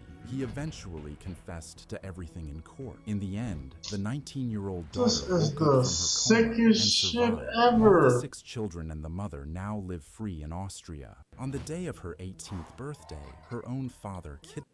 If you want to find flow clips like This man just blew up a house with 2 people inside. A neighbor heard the explosion and called 911. When firefighters got inside, they found 2 bodies, a woman and her 18-year-old daughter, both shot in the head, and the man who did it was gone. Police started searching the house, and that's when they realized this whole thing was planned. 7 gas cans placed throughout the rooms, a pipe bomb rigged to blow, the front door blocked with furniture. He wanted this house to burn to the ground with everything inside, but the fire never made it past the kitchen, and what survived would be his downfall, because they found a safe, and inside was a hard drive full of videos of a man talking about a secret bunker he had been building in the woods for 8 years, stocked with guns, ammo, and explosives. Those videos told them exactly who they were looking for, the woman's husband. They found photos and blueprints in the same safe, enhanced a blurry image, and matched it to nearby landmarks. They sent trackers into the area, and after hours of searching, they found boot prints deep in the mud. 6 days after the murders, SWAT moved into the woods before sunrise, and before they could even see it, they smelled smoke from a wood-burning stove somewhere in the trees. They followed it and found the bunker built 20 feet into a hillside, heavily fortified, completely camouflaged. He was inside. They had him surrounded, but they couldn't rush in because his videos showed them exactly what was waiting: gas masks, high-powered rifles, handguns, explosives, and enough ammunition to hold off an army. The whole place could be rigged to blow the second someone stepped inside, so they waited. They shot a tear gas canister through an opening, hoping it would force him out, but he didn't come out. They fired another one, and still nothing. They yelled for him to surrender, told him there was no way out, but he didn't respond. They tried flash grenades to scare him out, but he didn't move. They sent in robots with cameras, but they couldn't get a clear view. They thought about cutting through the walls, but they didn't know what traps were waiting. Hours kept passing, and nothing was working. The sun went down and came back up, and he was still in there. They couldn't leave because he might escape. They couldn't go in because they might die.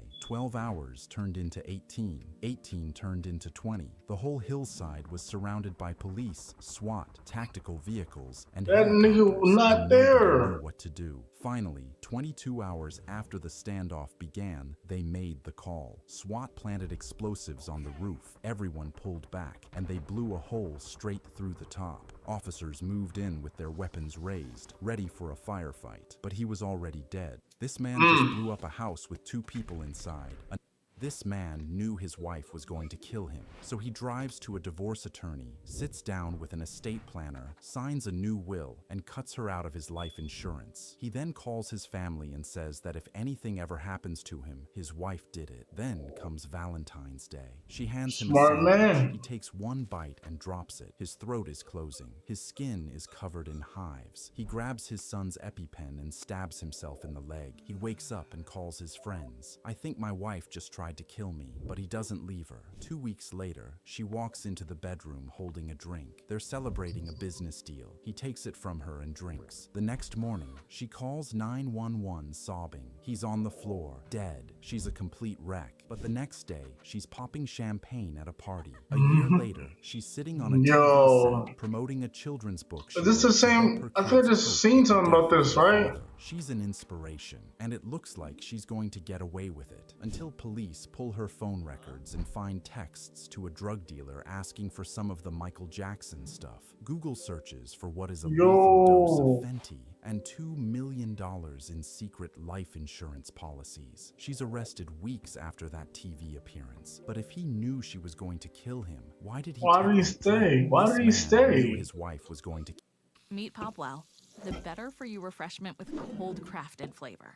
His dad took his Xbox away so he could never play again, so he found a way to play. So this kid, he secretly borrows his friend's new shooting game. Instantly, he's hooked. All he can think about is this game. We're talking 16 to 18 hours a day, barely stopping to eat. But when his dad finds out, he absolutely hates it because he's a pastor and hates violence, so he hides the kid's console. So the kid starts sneaking over to his friend's house to play behind his parents' back. For a while it works, but his parents find out and tell him he's not allowed over there anymore. The kid slams his door so hard it cracks the frame. Now he's angrier. He stops talking to his parents at dinner, won't look at them, stays locked in his room all day, staring at the ceiling with nothing to do. Then he saves up money, sneaks out his bedroom window one night, goes to the store, and buys the new version of the game with his own money. But when he climbs back through the window, his mom is standing right there. She tells his dad, and his dad rips the game out of his hands and locks it in a box, something the kid paid for himself.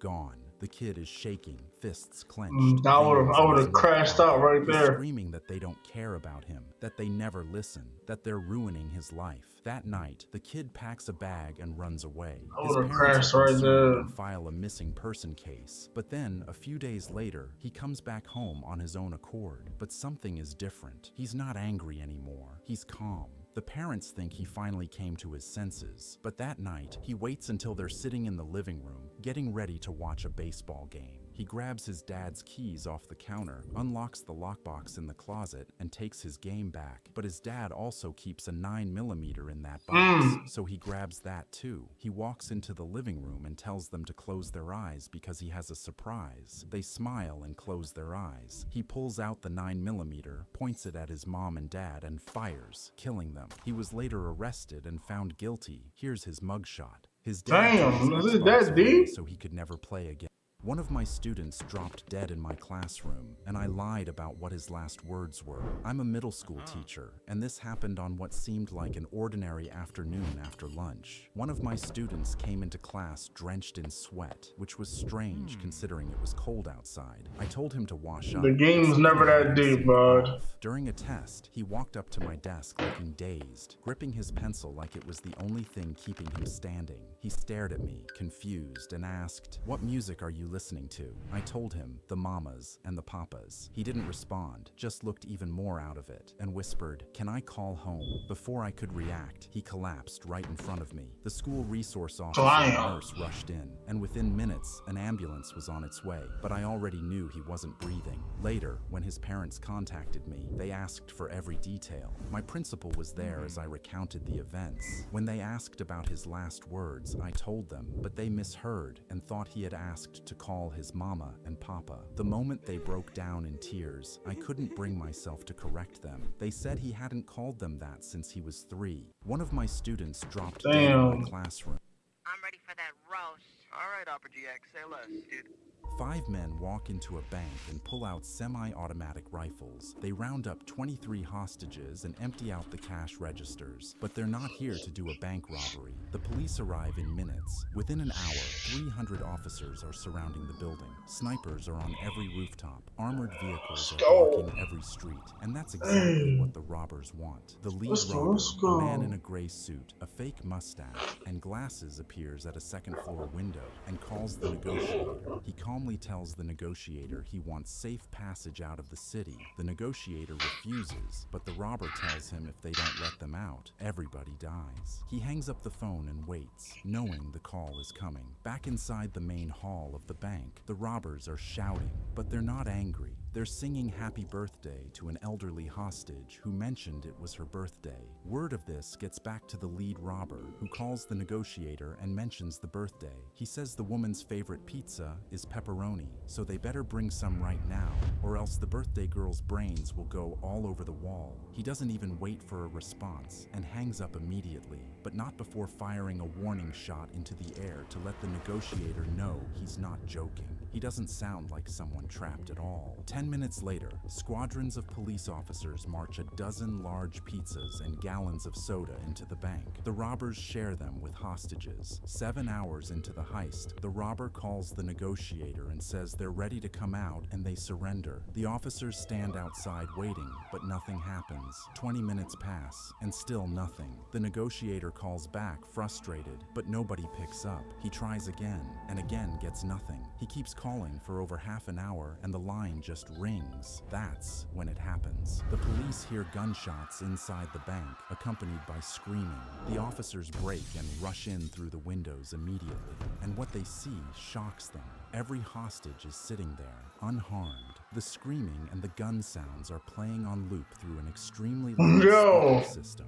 The semi-automatic rifles the robbers used are on the floor, and they're not even guns. They are children's toys painted black. The cash registers are full, with every dollar the robbers took returned. A handwritten note on the counter reads, "In a neighborhood of rich people, without weapons or grudges, it's just money, not love." And the craziest thing is the 5 men are gone. But then one officer checks the downstairs vault. He finds 143 safe deposit boxes pried open and completely empty. Turns out, a secret second crew had spent the last 8 months digging a tunnel from the city's sewer system into the vault floor. And for the last 7 hours, while every officer watched the front door, this second crew was directly underneath the bank, carrying $20 million out through the storm drains on inflatable rafts. 5 men walk into a bank and pull out She felt a tingling in her brain and immediately knew something bad was coming. Her entire life, her doctors had told her if she ever felt her epilepsy coming back, she'd have 2 minutes before she could burst out into a seizure and would probably never wake up. She knew her meds were in her locker, and when her hands started shaking too, she knew she needed them bad. She raised her hand and asked if she could use the bathroom, but her teacher didn't say anything. She had no choice, so she stood up, but the teacher stopped her. "Excuse me? Did I say you could leave?" She told her it was an emergency, but the teacher looked closer into her eyes. eyes. Wait a second, why are your pupils so dilated? Are you on drugs? She pulled away. No, I'm not on drugs. I need my epilepsy meds. She tried to walk past her, but the teacher grabbed her. I would have tagged her. No, you're going to pop more pills. I knew it. The teacher shoved in front of her and locked the door. I've had it with the druggies in our school. She felt it getting worse. Please, I'm not lying. I really do have epilepsy. But the teacher was already at the light switch. You know what? Let's test it then. She instantly started flipping the lights, and the girl felt her brain tense up. She yelled, "Stop!" and her classmates started getting mad too. One guy in the back stood up. Let her go. This is serious. Can't you see? Absolutely not. The teacher called the principal, telling him she caught the drug dealer they'd been looking for, telling him to search her locker. Since you want to keep lying, let's really test this. She typed something into the computer, and the screen exploded with rapid strobing lights in every color. The whole class was yelling now, especially the guy in the back. But as he stood up from his desk, something happened. His voice cut off mid-sentence. Everyone looked at him and saw his face. Then he just completely collapsed, kicking rapidly on the floor. The teacher paused the video, realizing he wasn't joking. All of the girls around him were screaming. Nobody knew what to do. Then someone burst through the door. The principal heard all the noise, and when he saw him, he was terrified. He dropped down next to him, trying to remember what to do. But when she saw the cops, she saw they were holding evidence bags. They just went through her locker and took her epilepsy pills. She used all her strength to get up and yelled, "Those are my seizure pills. He needs them." The principal saw them and realized she was telling the truth. He opened them, basically shoving them down the boy's throat, and everyone watched him slow down and finally stop kicking. Then they all turned to the teacher. Long story short, she's in the same prison as Diddy. She felt a yes, sir, and immediately knew something.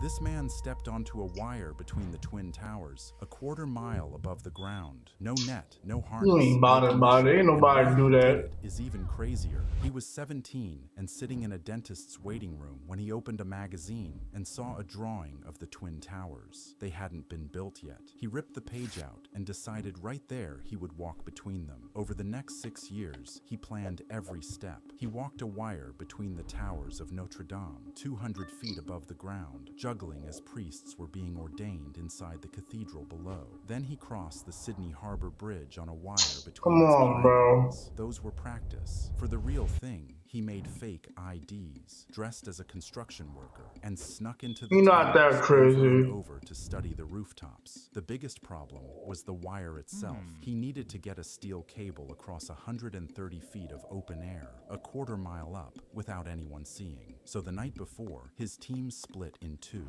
one group per tower, and smuggled hundreds of pounds of equipment to the roof. They shot a fishing line across the gap with a bow and arrow. The fishing line pulled a rope. The rope pulled the cable. They spent the entire night rigging and tightening it while hiding from guards. By morning, the wire was ready, and he picked up a 26-foot balancing pole, walked to the edge of the south tower, and stepped off. He crossed to the other side, turned around, and walked back. Then he started dancing. He knelt and saluted the crowd gathering a quarter-mile below. At one point, he lay down on his back on the wire, 130 stories above Manhattan, and just stayed there. For 45 minutes, he went back and forth, 8 crossings in all, while thousands of people stopped in the streets and stared up at a man in the sky. When they asked him why he did it, he said, "If I see 3 oranges, I have to juggle. If I see 2 towers, I have to walk." This man stepped onto a wire between the Twin Towers, a quarter.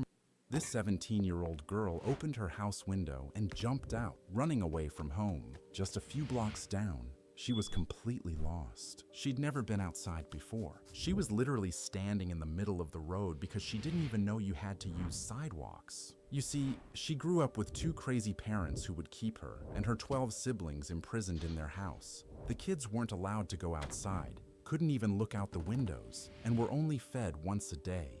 Then one day, the parents gave a deactivated cell phone to one of the older siblings so they could check in when out of town. The girl saw an opportunity and stole it. She hid the phone where no one would find it. When no one was looking, she'd pull it out, connect to the Wi-Fi, and start exploring the outside world. She'd watch Justin Bieber videos for hours, completely fascinated by everything she was seeing. It was a world she'd only dreamed about. Eventually, she figured out how to make secret social media accounts under a fake name. She'd wait until everyone was asleep, then sneak into the bathroom and film herself singing. She'd post those videos to her secret accounts, hoping someone out there would see them. Then one day, someone did. A stranger saw her videos and sent her a message. This person asked why she only filmed indoors and at night. It seemed odd to them. So the girl wrote back and explained her entire living situation to this anonymous stranger. She told them everything: the chains, the isolation, the hunger. The person responded saying that what she described wasn't normal and that maybe she should call the police. This became the pivotal moment. She realized this wasn't how life was supposed to be, so she started planning her escape. She took that deactivated phone and waited for the right moment.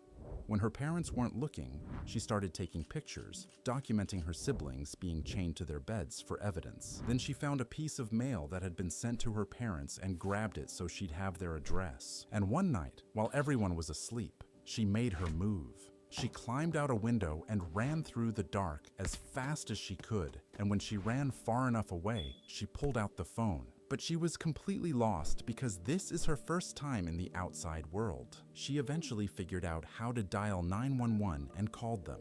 She struggled through the call, having never had a real phone conversation before, but she told them about her siblings being chained up. When a deputy arrived, she showed him the photos on her phone and gave him the address from that piece of mail. An hour later, police showed up at the house and kicked the door down going inside, finding all 12 siblings, including one chained to a bed. They immediately arrested both parents. Here are the parents' mugshots. The 17-year-old girl.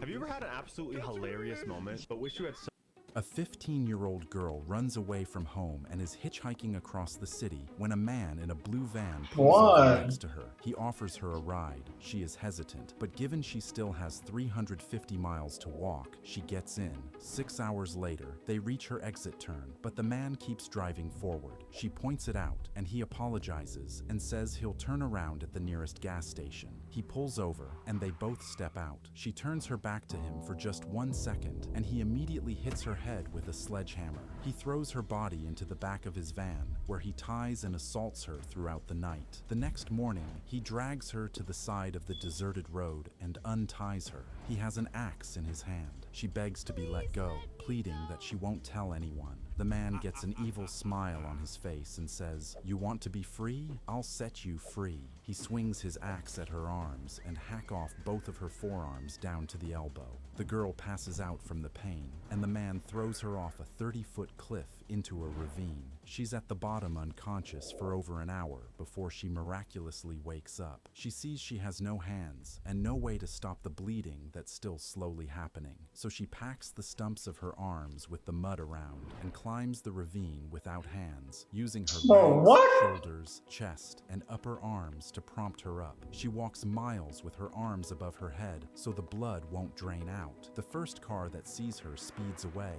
but soon one stops. 6 months later, she testifies against him. He's found guilty, but only gets 14 years. As he walks out, he proudly says, "I'll finish the job even if it takes the rest of my life." For the next decade, the girl can barely leave her house from fear. 8 years go by, and the man is considered for early release. His psychiatrist personally warns the prison that this isn't a good idea, but the man is let out on good behavior anyway. He moves somewhere where nobody knows him and wastes no time before violently unaliving a 31-year-old mother of 3, stabbing her 7 times. A 15-year-old girl runs away from home. This 10-year-old girl left for school one morning and didn't come home for 8 years. In 1998, a little girl named Natasha Kampusch was walking to school in Vienna, Austria. A white van pulled up beside her. A man jumped out, grabbed her, and threw her inside. She screamed, but nobody heard her. The man was Wolfgang Psychlopil. He was 36 years old, lived completely alone, and had been planning this for years. He drove her straight to his house in a quiet suburb. Beneath his garage, he had built a hidden cellar. The room was just 54 square feet, no windows, no sunlight. The door was made of reinforced concrete and weighed 330 pounds. Once he sealed it shut, she was gone. For the first 6 months, he never let her out, not once. 24 hours a day, she was locked in that room. She could hear people walking above her, but no matter how loud she screamed, no one could hear her. And while all of this was happening underground, above ground, the entire country of Austria was looking for her. Her face was on every single news channel. Police got over 800 tips. They even knocked on Cyclopal's front door during the investigation,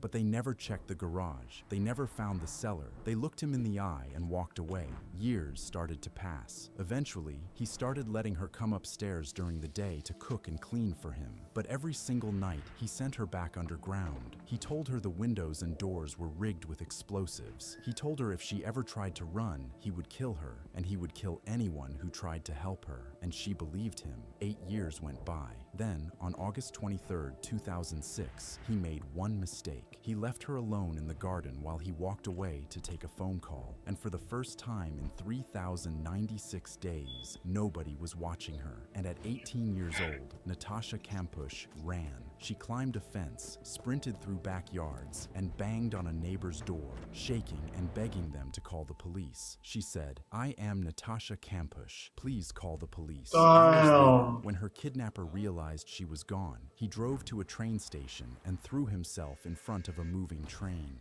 This 10-year-old girl left for school and didn't come home for 8 years.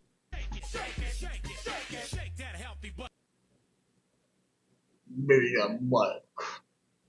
He tried to put $200 into his bank account, but it declined. Seconds later, the machine gave him the $200. He stood there confused, knowing it didn't come from his bank account, but passed it off. But later, as he passed the same ATM, he tried it again. To his surprise, it worked. 200, 500. It gave him $1,000, and none of it was his. He realized he found an infinite money glitch. Every night when the ATMs went offline, he'd transfer money in and take cash out, and every time it worked, he had taken out $20,000, and eventually, the nerves started to catch up. He thought the bank had to have known, but after weeks, the bank just doesn't seem to notice. He'd expect the FBI to kick his door in, but even when he walked to the bank to see if anything was wrong, nobody said anything. That's when he decided to start spending big. Fancy restaurants, luxury hotels. He flew all his friends on a jet to Paris. Here he is. But when they questioned how he got so much money, he just told them it was real estate.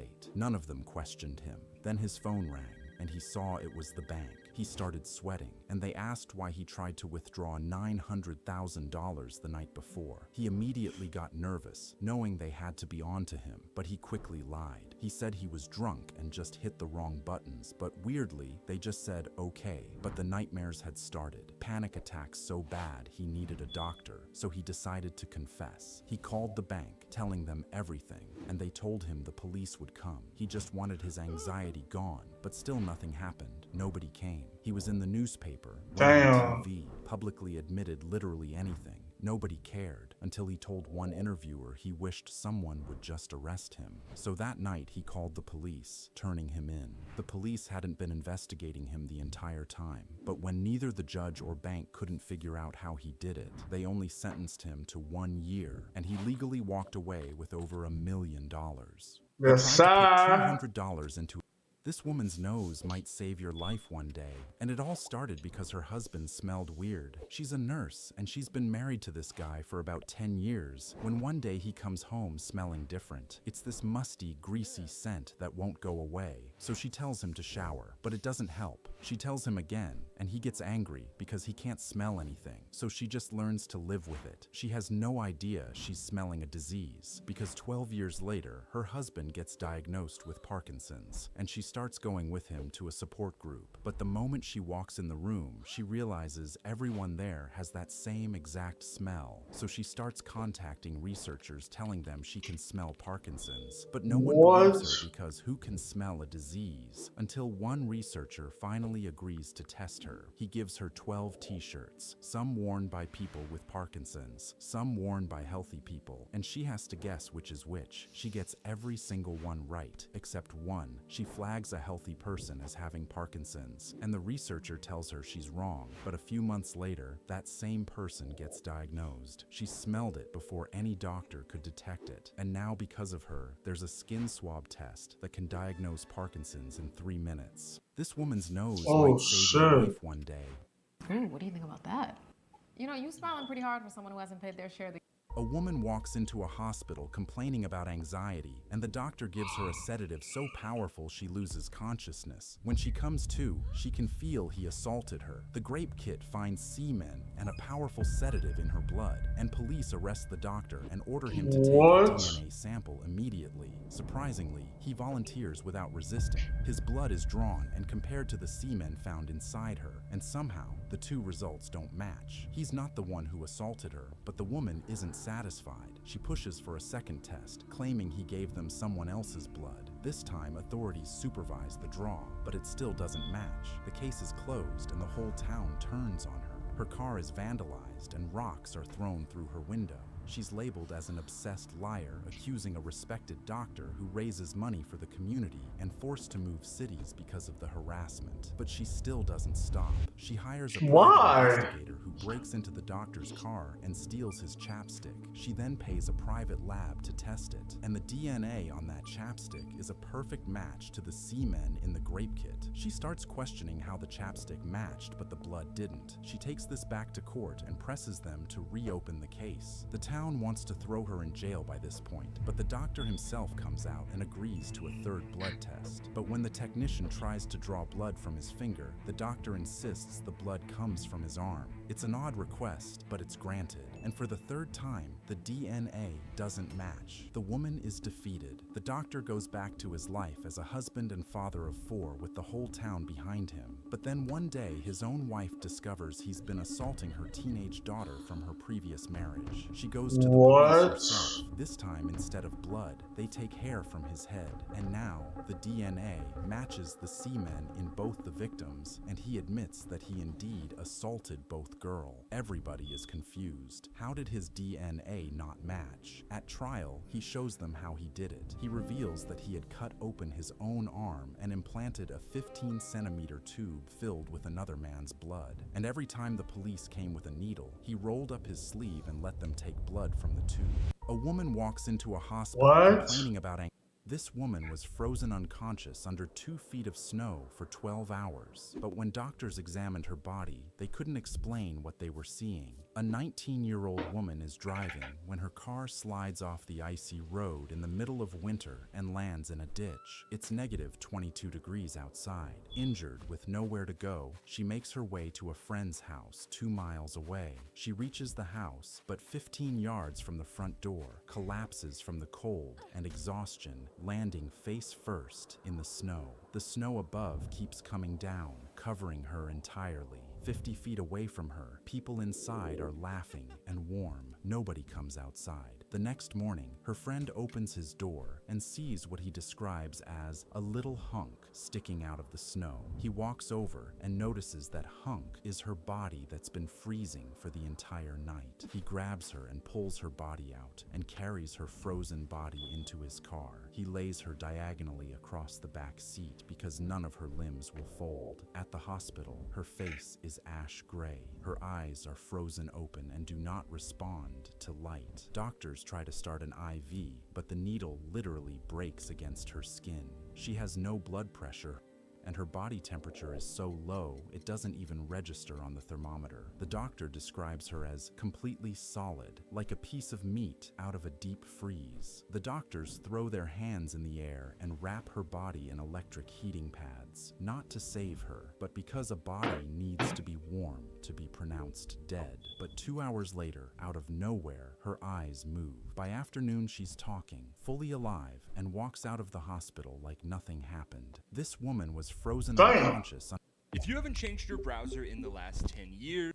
This woman faked her daughter's cancer for 7 years, and the daughter wasn't even hers. Her best friend just had a baby, but she's an addict and can't take care of her. So she asks if she can watch the kid until she gets clean, and her addict friend agrees. But instead of just taking care of her, she decides to use her for a scam because she posts on Facebook saying her fake daughter has severe anemia and might not survive, and people start pouring in with love and support. So she makes a whole separate Facebook page dedicated to the illness so people can start following it. She then says her fake daughter has leukemia as well, making people donate more. Then she says that the girl went blind in her right eye and that she has seizures and a tumor in her ear. And this is working so well because people can't stop donating. But she isn't satisfied. satisfied, so she starts shaving her fake daughter's head to make it look like she's doing chemo. She even starts giving her seizure medication she doesn't need. Then she fakes medical documents and gives them to the school and takes the girl to the hospital just to take pictures and post them online. It works so well that one cancer charity even gave her $8,000. And this goes on for 7 years, until the school nurse does an eye exam and notices the girl isn't blind. So she calls the doctor and finds out there's no record of any illness. So she calls the police. They bring the woman in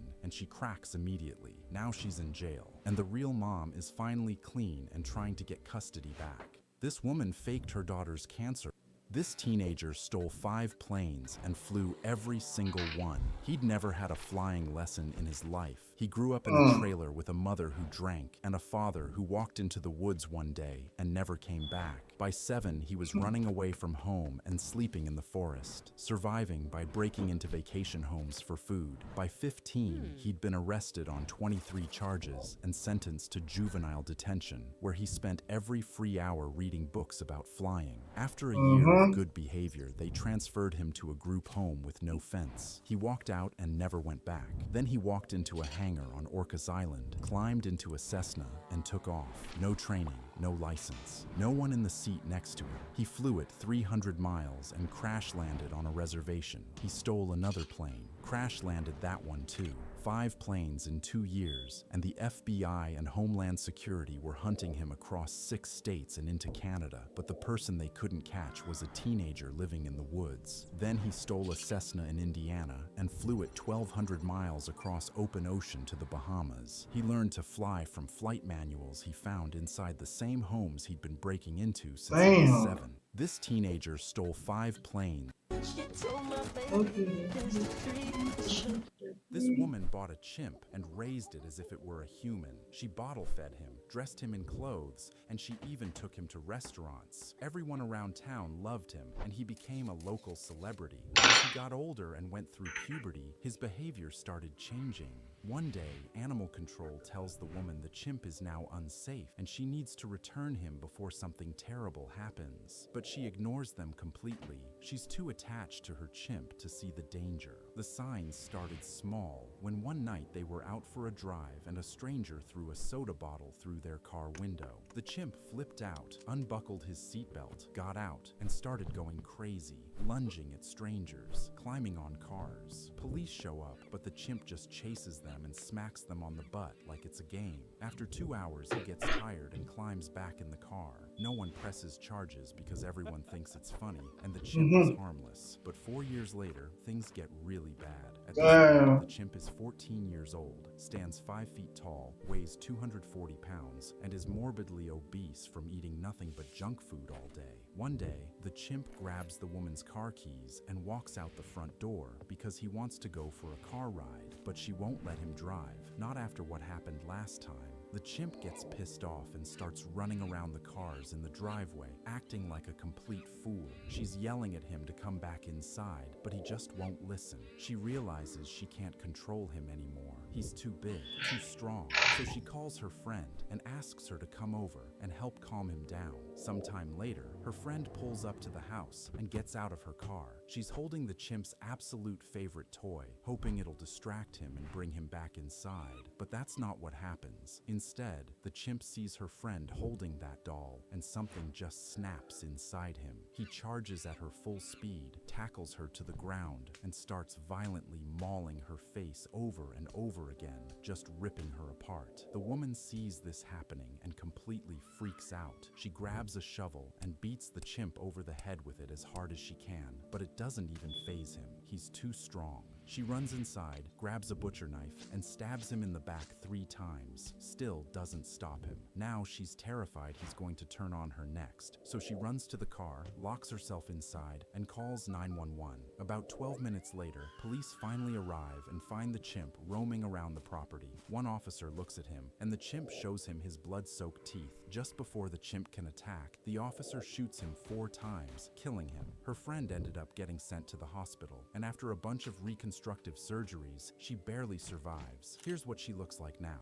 This woman bought a chimp and raised it as if it were A man came out of the woods and snatched her while she was on the phone with 911. You see, this woman was driving down the highway one night when she saw a toddler walking alone on the side of the road, so she pulled over and called 911 to try to help. But the moment she got out of her car, a man came out of nowhere and grabbed her. He threw her in his car, and she ended up in the back of an 18-wheeler, and even though she escaped once, they caught her again. Meanwhile, police showed up and found her car still running with the door wide open, and her stuff was still there, but she was gone, and so was the toddler. And what police found out later revealed an even crazier scenario. This turned into one of the biggest searches the state had ever seen, with local police, state troopers, and even the FBI all working together to find her. Her face was all over the news, her story went viral, and thousands of people in the community came together to help look for her because everyone believed this woman had been taken while trying to do a good thing.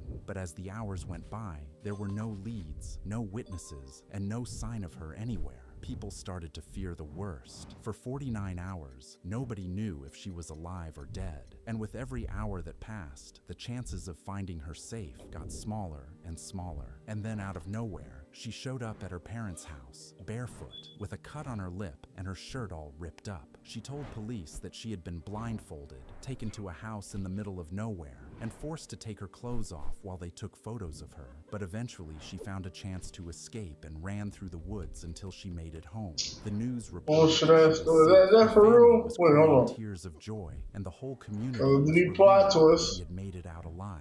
But the police weren't celebrating because everything they had found told a completely different Yeah, that's what I'm saying. That sound like bullshit. Showed that when she spotted the toddler, she kept driving along the shoulder for way too long, which made no sense if she was following a child who was walking. Earlier that day, she had gone to Target and bought a bunch of snacks, but those snacks were never found in her car. Security footage from her job showed her stealing a bathrobe and toilet paper that same day, like she was packing for a trip, and her phone showed that right before she disappeared, she had searched, "Do you have to pay for an Amber Alert? How to take money from a register without getting caught, bus tickets out of town," and the movie Taken, which is literally a movie about a woman getting kidnapped. When police confronted her with all of this, she finally admitted the truth. There was no kidnapping, no man in the woods, no 18-wheeler, no house, and no toddler. She made the whole thing up for attention, and to this day, nobody knows where she actually was for those 49 hours. A man came out of the woods.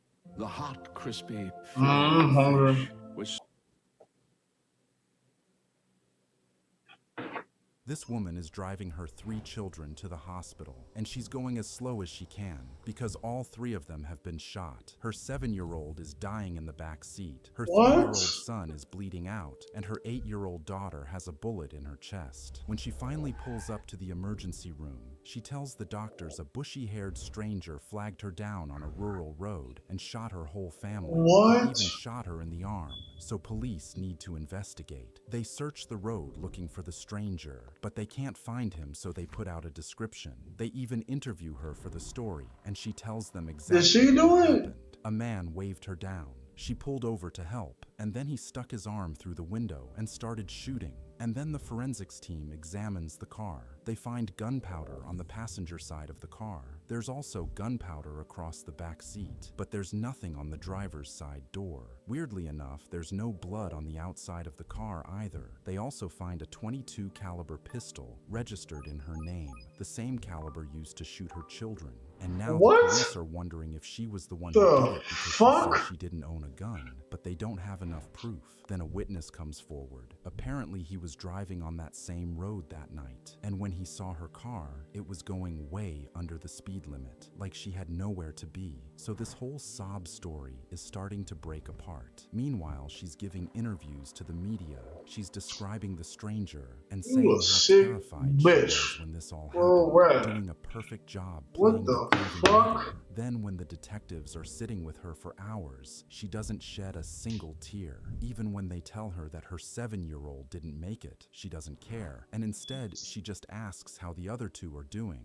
Then randomly, she starts complaining that the shooting ruined her vacation and that all the blood ruined her new Why that sound like some shit a girl would do? Like, it was her. what? They don't know for sure until her 8-year-old daughter who survived took the stand and Yeah. pointed at her mother saying she was the one who did it. And that's how we found out she shot her own children, because she was in love with a man. Bye-bye, who didn't bitch. have kids. This woman is driving her Dumbass 3 children bitch. to the hospital, and she's Alright, going that's a stream for the day, man. That's a stream for the been day. shot. Her 7-year-old I is got dying in deep the wood in back this seat. motherfucker. Her Hold 3-year-old up. son is bleeding out, Hold up, and her let me see. Let me 8-year-old see. daughter Let me has a see. bullet in her Let me chest. see. When she finally pulls up to the emergency room, she tells the doctors a bushy-haired stranger flagged her down on a rural road and shot her whole family.